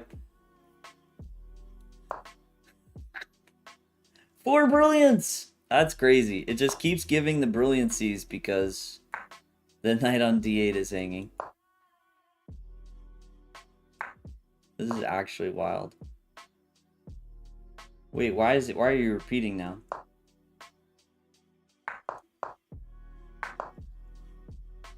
Okay, now don't repeat. Give me another brilliancy. What is wrong with you? Okay, you can't keep telling me to repeat. We broke the system. We broke the system.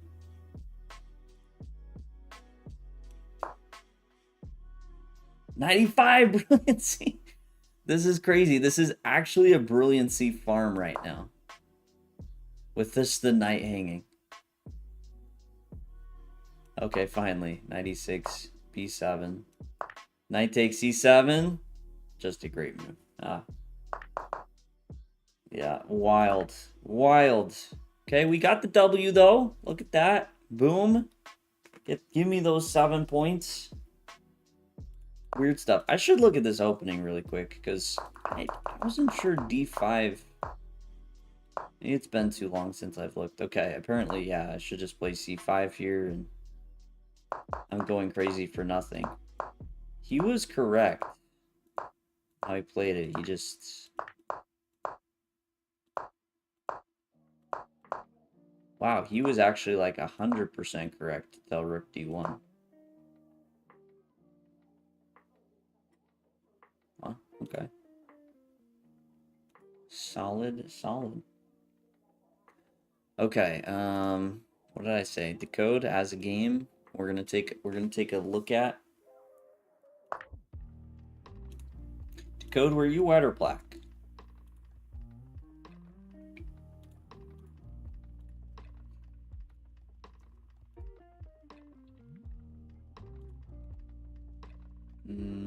Quick refresh here. Any big updates? Stan played Bishop B1. Wait, no, he didn't. Played Queen G4, then Bishop B1. Okay. Okay, interesting. Aronian played Queen D6. Wow.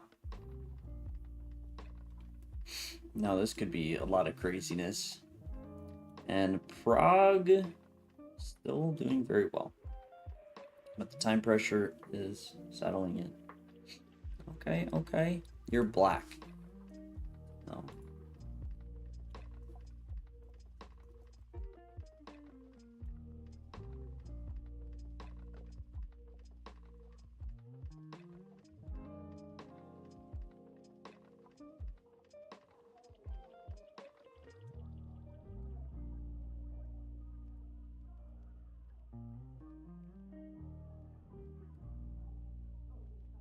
Okay.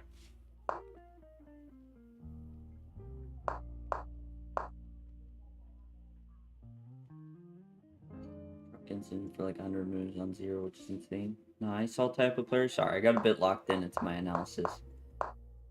I didn't acknowledge.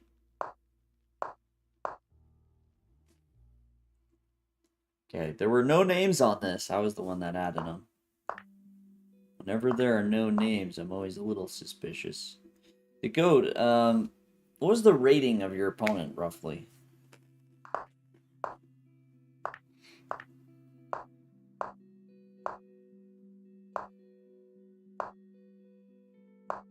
Turning into a wild game. 2220 FIDE. Okay, solid. This is weird. This is weird to see and know, like, this is a classical game. I was saying this about the game earlier, the Guess the Elo. Like, I could see myself playing like that. I could see myself playing like this as white.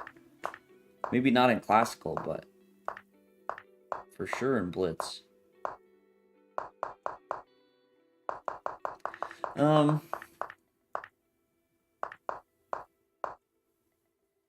sure how I feel about some of this.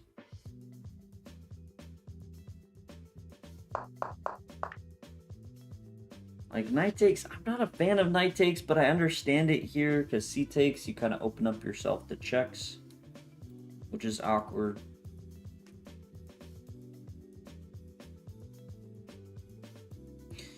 Maybe there was some compromise, actually. Like, you could, I don't know how we feel about this, you could start with taking. You take here. If pawn takes, then knight takes, and it feels a little bit better because we have the open file and we're trying to go after this bishop. Oh, Houseland, you can just join the queue. We actually were well timed today. Okay, and then my other point was if now taking here feels a little bit more possible. Are we annoyed about Bishop D6 somewhere, like here? Bishop D6 though. Maybe this is this fine? I don't know if this is fine. That actually is annoying. Okay, wait, but we have A6. Bishop has to go somewhere else because Bishop C6, Rook C8. So let's say he drops back. Maybe this is still playable. B5, try and go knight B6, knight C4. It's a tough way of playing, but I don't hate this. Now you could also include in here. Actually, maybe even queen takes is reasonable here. Queen takes is fairly reasonable, where if you trade. Now we're actually looking to maybe take here and get some play with c5 somewhere. Not so simple for him to take and ruin your pawns because this is hanging. And if he trades and takes, then this isn't ruining your pawns. Okay, here's the reference. I like it.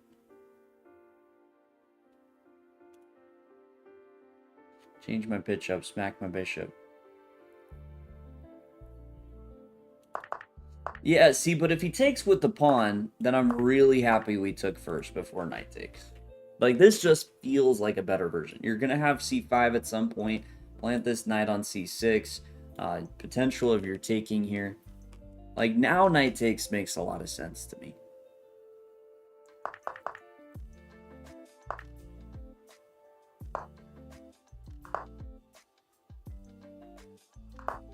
I mean, even here, you could still take on e5 kind of right now, and either he lost the tempo by taking, or he takes with the pawn. And I mean, taking with the pawn here, now, like, you really are starting to open up the door for this. But I think bishop takes e4, because you... Yeah, I think he should play bishop takes e5 with the knight on d5. So you kind of challenge it, which he did end up playing, right? Kind of make him commit before you take. What the... Okay, no, the bishop's just being attacked. So I thought this was some tactic with like takes and takes, but no, this you're just trying to take here. Much simpler.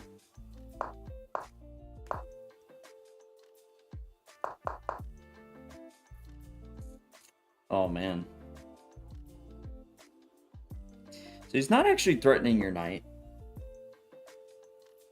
His bishop would still be hanging. But what can you do with that information? I don't know. I mean, you could... I don't know if that's any better, though. I was thinking of something like here, take here, and then plant this knight on d5, wondering if the knight on g6 was any better. Considered queen h4. Wanted to reroute the knight. Yeah, I guess you're going to f5, which doesn't seem that crazy. Seems reasonable. You wanted queen h4. I don't know. Queen d7 feels fine. Like, this all is starting to feel a bit tender. I'd be worried of abandoning it. Like, even if all your opponent does is play queen g3 now and just say, like, all this still very much exists, I don't hate it. For your opponent, that is. So I think queen d7 was right.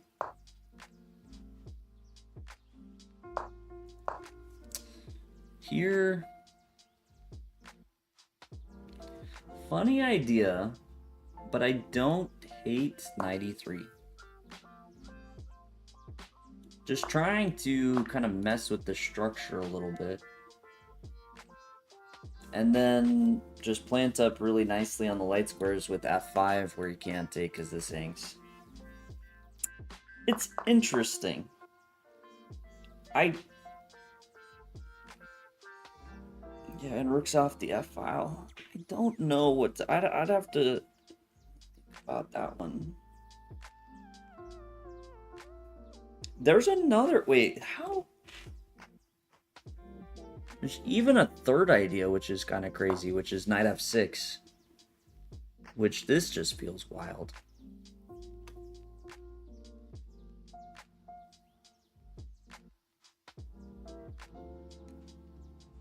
Knight f6, actually...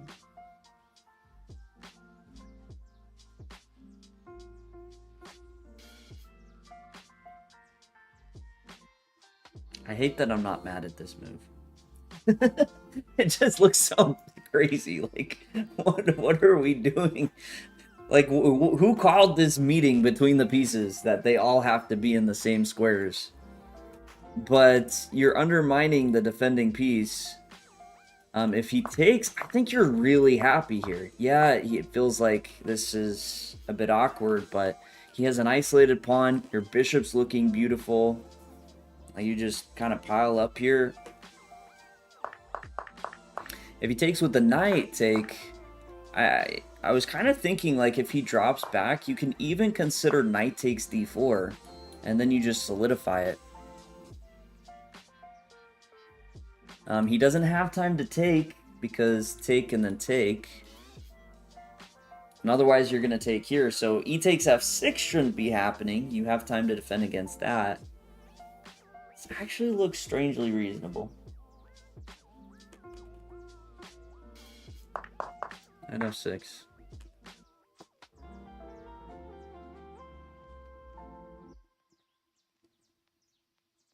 Yeah.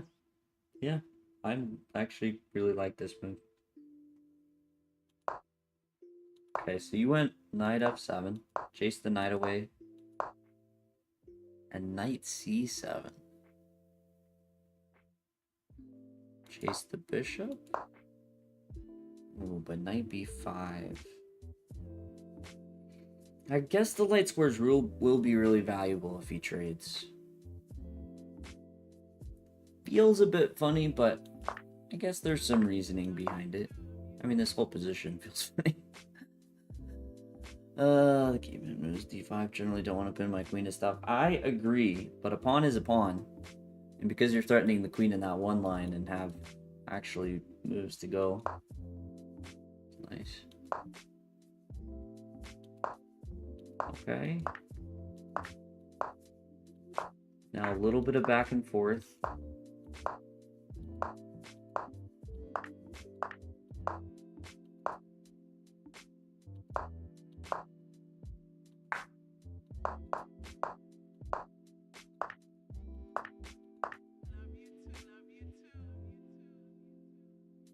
Opponent wins a pawn, but your king should be a lot more active.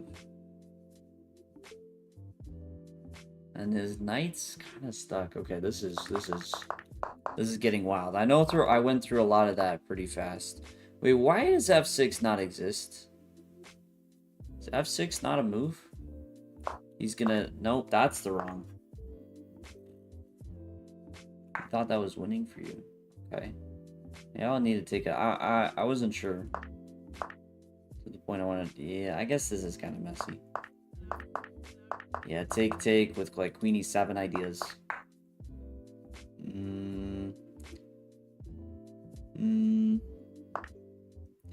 Add all type of player. Can you beat...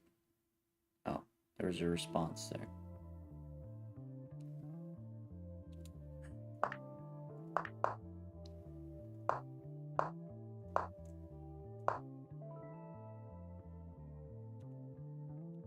Ethan, how's it going?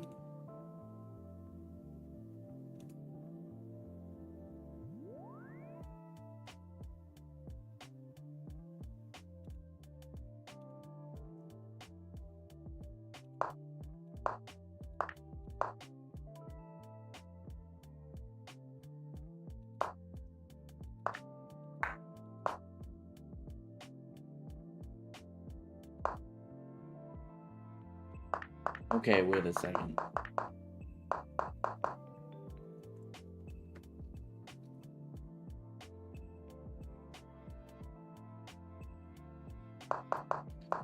So, okay, I'm kind of understanding.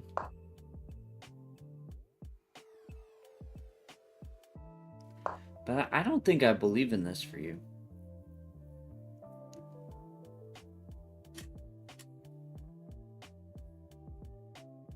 Hey, house line. Yeah, zyia. That's actually super comfortable activewear. It's actually what I'm wearing today. It's really nice. Big large crow, how's it going? What about f5 instead of O? f5? That seems like a reasonable thing to be worried about. Yeah, I don't know, somewhere around here. I felt like it was slipping a little bit. I don't know, maybe queen c4 is interesting to try and prepare f6. Then this is hanging. Maybe you shouldn't have taken on d6, actually. Like, why not just queen c2 here? He goes here. Yeah, queen g5. No, but f6 now. f6, hold on. f6 is possible.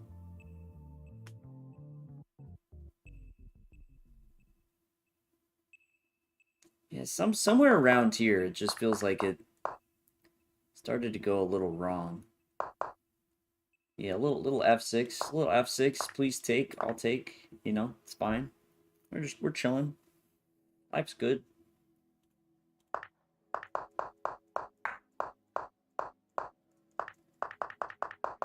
But yeah, okay. So let's see how this endgame played out, because I'm not a believer. And I will say I'm not a believer because knight h3, or sorry, knight a3, like, always draws. You have the wrong color bishop. So he could just, like, try and sack the knight for this pawn, and he'll run the king here, and it's just... Yeah, like here, definitely no. Oh, yeah, that's what he played. And then you are on the defensive side. You are on the losing side. Ah. Ding. There's a draw after you played knight d4, but you missed it. Okay, let's go back. After knight d4.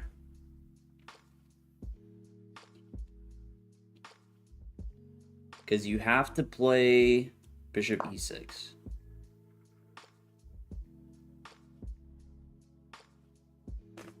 Completely missed knight takes a3. Nope, not bishop e6. Dang it. I tried. I guess...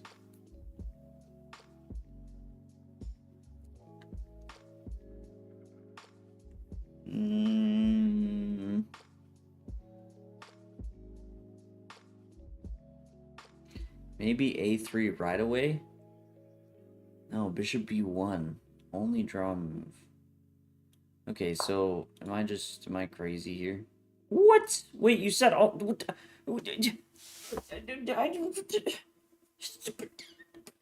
the equality. Bishop e6. I was about to be so confused. I'm like, I don't see how white wins this.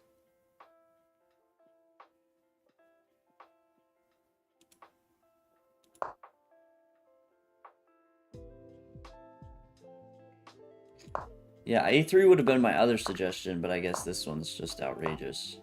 It was a similar concept, though, trying to win, or trying to hold here. Wait, maybe it just needs higher depth? Give it a second. Give it a second. Let it think. Oh no, we're at depth 50 now. Here, give it some time. Yeah, depth 50. Be helpful with your pawns. Yeah, so I think the big issue though is the doubled pawns. Like if your pawns aren't doubled, it's a different story. But because the pawns can't break through themselves, that is a huge concern. Now, maybe instead of b5, it was worth trying like take, and just running the king quickly. So you're trying to take here, and you leave the pawn off of b5 where it's more difficult to attack for his knight.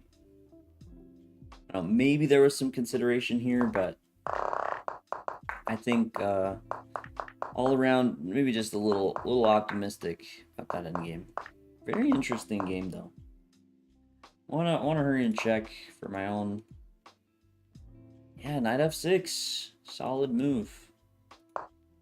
Knight f6, best move. Let's go. Come on, knight f6. Haha. We do know how to calculate and think about positions. Kind of just a breakthrough move when you very much have a game. Yeah, but I didn't hate how it played out. You got the light squares. Yeah, maybe just too soon with knight takes d6. You're often too optimistic. Yeah, I think the important thing, if you feel like you're too often being optimistic, make sure when you're calculating that your ideas, your threats, your plan is leading to like an actual threat. It's something that I actually love doing with students, where give them a position, they come up with a plan, and all I do is say, okay, like I think about their plan a little bit, say, so let's see it, and I just move back and forth a bit. And it's definitely like a part of training to be like, if I can just move back and forth a few times and your plan, your ideas aren't actually leading to those threats, then you might not have as much as you think you do. Or if it is leading to a threat but it's easily defendable, that could be a sign that it's not as good as you think. And it is a really good way to kind of gauge some of those positions and evaluate. Is don't just look at it and say, oh, I don't know this, I don't know. Like, actually lead it into a plan that gets some solid threats. 3v1 pawns can be stopped by a knight. See, but the problem is, Decode, is it's really difficult for you to take a2. Like, if you're taking a2 easily, like your king's already defending the pawns, different conversation. Yeah, Prague is just playing fantastic right now. I don't even know what bishop f1 does, but it looks good. I guess he's preparing something like rook c1 and just trying to avoid the threat. And we're not worried about this because of rook c1. Most of your plans fail.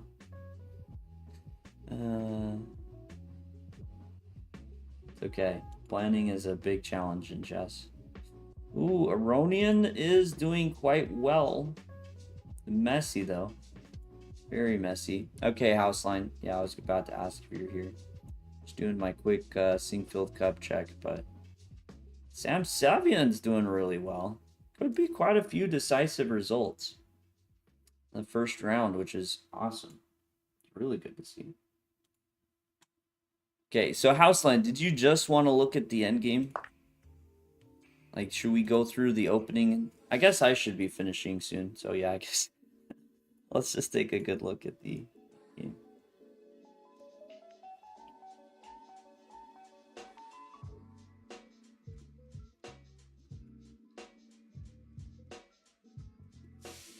Nope, you're right. Okay. It does look like very interesting stuff. Lucky in the sense I always find many plans just not always great. I gotta bring that connection to the actual threats. The endgame you thought must be a draw. Okay, so you got your Najdorf stuff. I know you were working on this.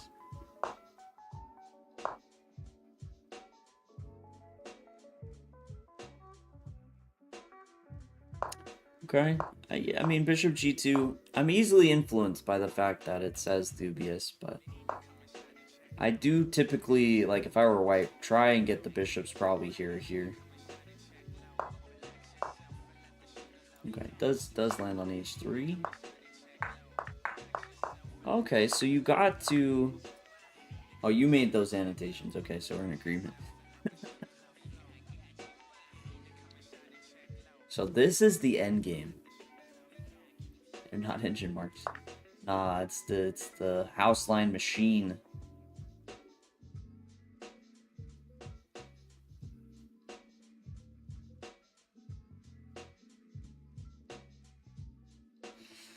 Ooh.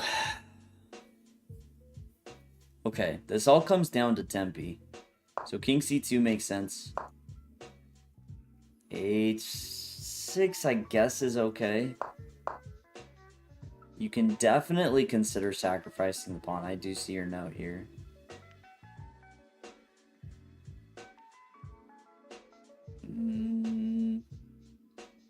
It's a consideration, but is it actually good? I know, because in a sense you're already playing down a pawn with these double pawns. I'd be worried about giving up another one. Like, these double pawns just aren't as effective.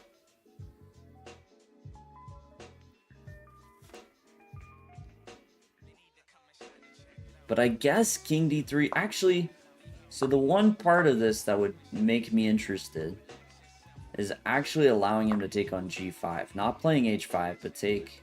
So we get in d6, like we take away e7.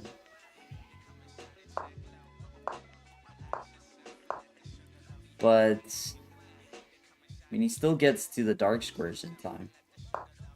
Like, you'd almost want to play, like, bishop d7 to cut him off. Like, you just put all your eggs in this d6 basket.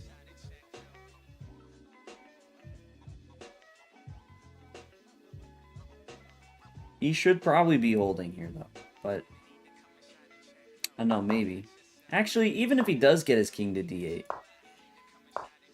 you could then go after this pawn. Two pawns. Suddenly it's a different story. So he tries to cut you off. And this is just chaotic. Like, this is very difficult to calculate in the long run, but kind of liking this potential. I don't know. One of those things the computer probably would take one look at and just be like, what the heck are you going on about? But I kind of like the potential there. Interesting. Interesting stuff. Okay, so take... Play king f8. Interesting. King g7 preferred, which I guess makes sense at this point because the bishop is doing its job. I'm not 100% sold on that though, because you do eventually break through this side. So actually, how is he defending? So the line you gave, something like this.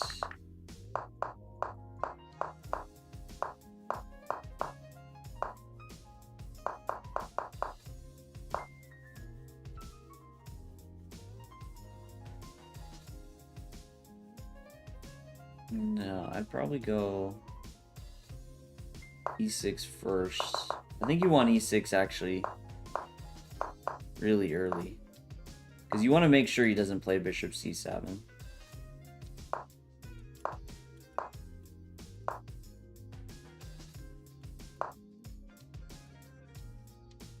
Maybe in this case.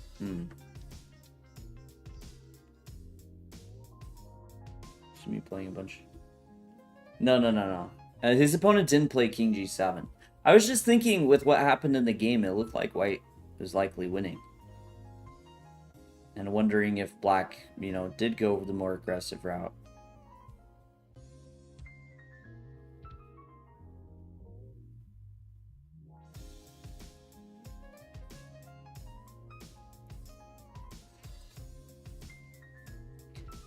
Yeah, I'd almost play bishop e6, h4, bishop h3, just to try and put him in zugzwang.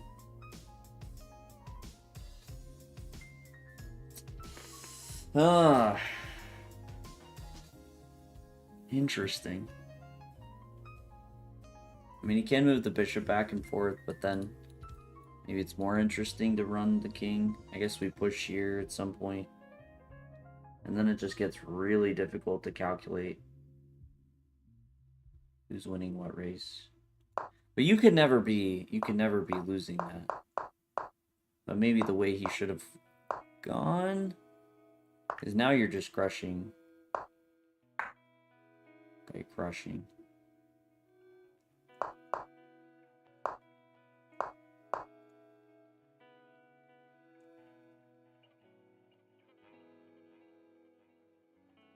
Yeah, because at some point you just check, bring this up, and this wins.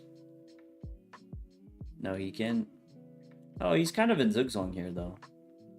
Bishop moves, this wins. King moves, this wins. Wow.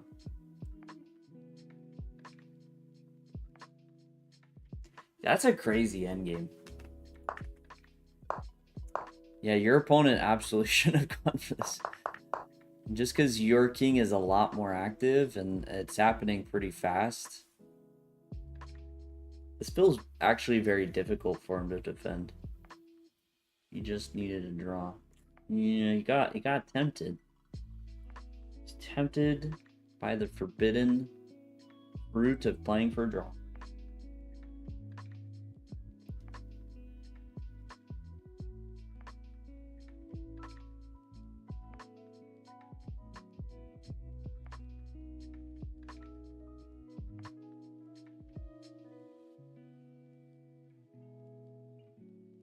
But then I had a clear plan.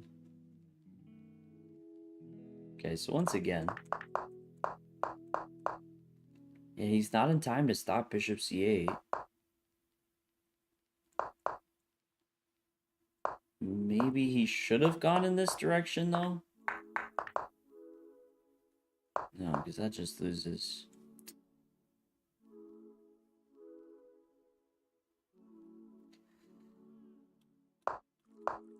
This is bishop c7, king e7. This does look like better defense. But even this, I don't think is so clear, because now here, he has to go bishop d8. He can't go bishop d6, because king b6. So he goes bishop d8, and you still get this pawn kind of moving forward a bit.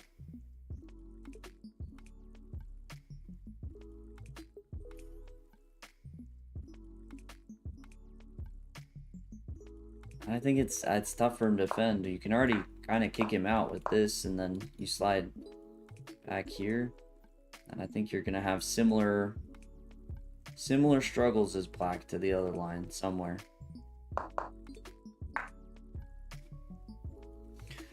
Feels like a better try, at least.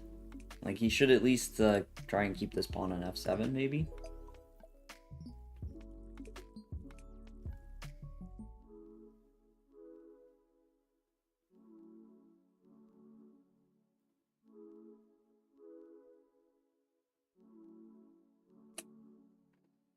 The code. No worries. Have a great night.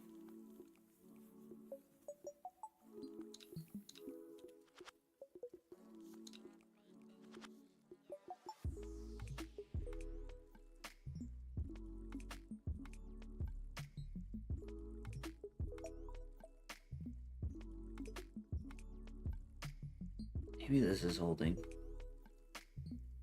Oh, yeah, I think he'd have to play this decently precisely, but maybe. I am thinking at least the pawn on f7 is an improvement for him. Just to stop the second potential sneak through, as well as any bishop g6. Oh yeah, Duke, send me your game and then we'll probably finish with that. I do have to head out. So I'll have to be quick about it, but we'll see the ending to this game you're talking about.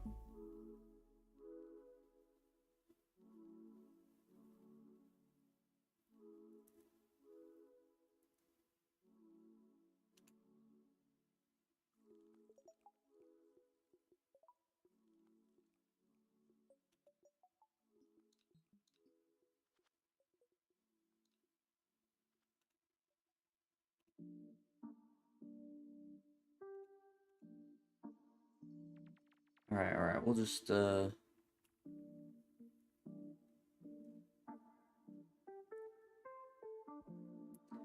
crazy checkmate against a cheater. What the heck? So this is winnable. Well,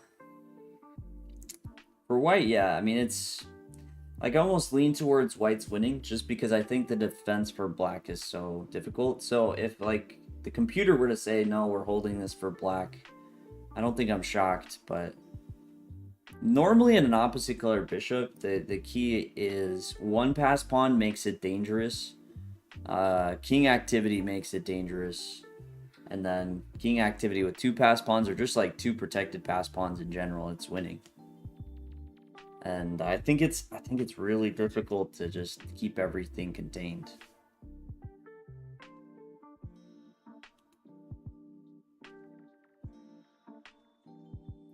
Okay. Checkmated the Sussy Baka. Do a quick gander. Oh, your knight went for a wild ride. Oh, and then your opponent mouse slipped. Was trying to go queen h4, I'm guessing. Yeah, very interesting house line. Okay, so you lost the piece. You're on the defensive.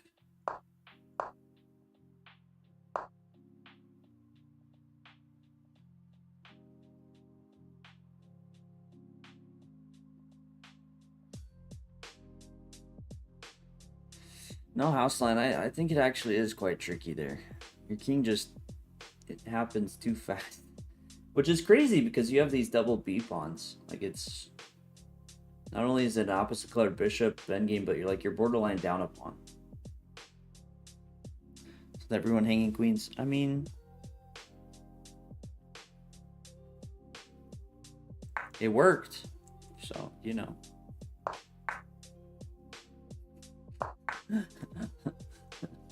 You got him. Tricked him. Nice. That's nice. Get the cheater out of there. Boom, boom. Not today. Heck yeah. Fair play violation, this. Okay, Prague is cooking up. Ronian now on the verge of winning. And Wesley may be holding. Smother checkmate. Didn't even have to sack the queen to get the smothered mate. Let's go.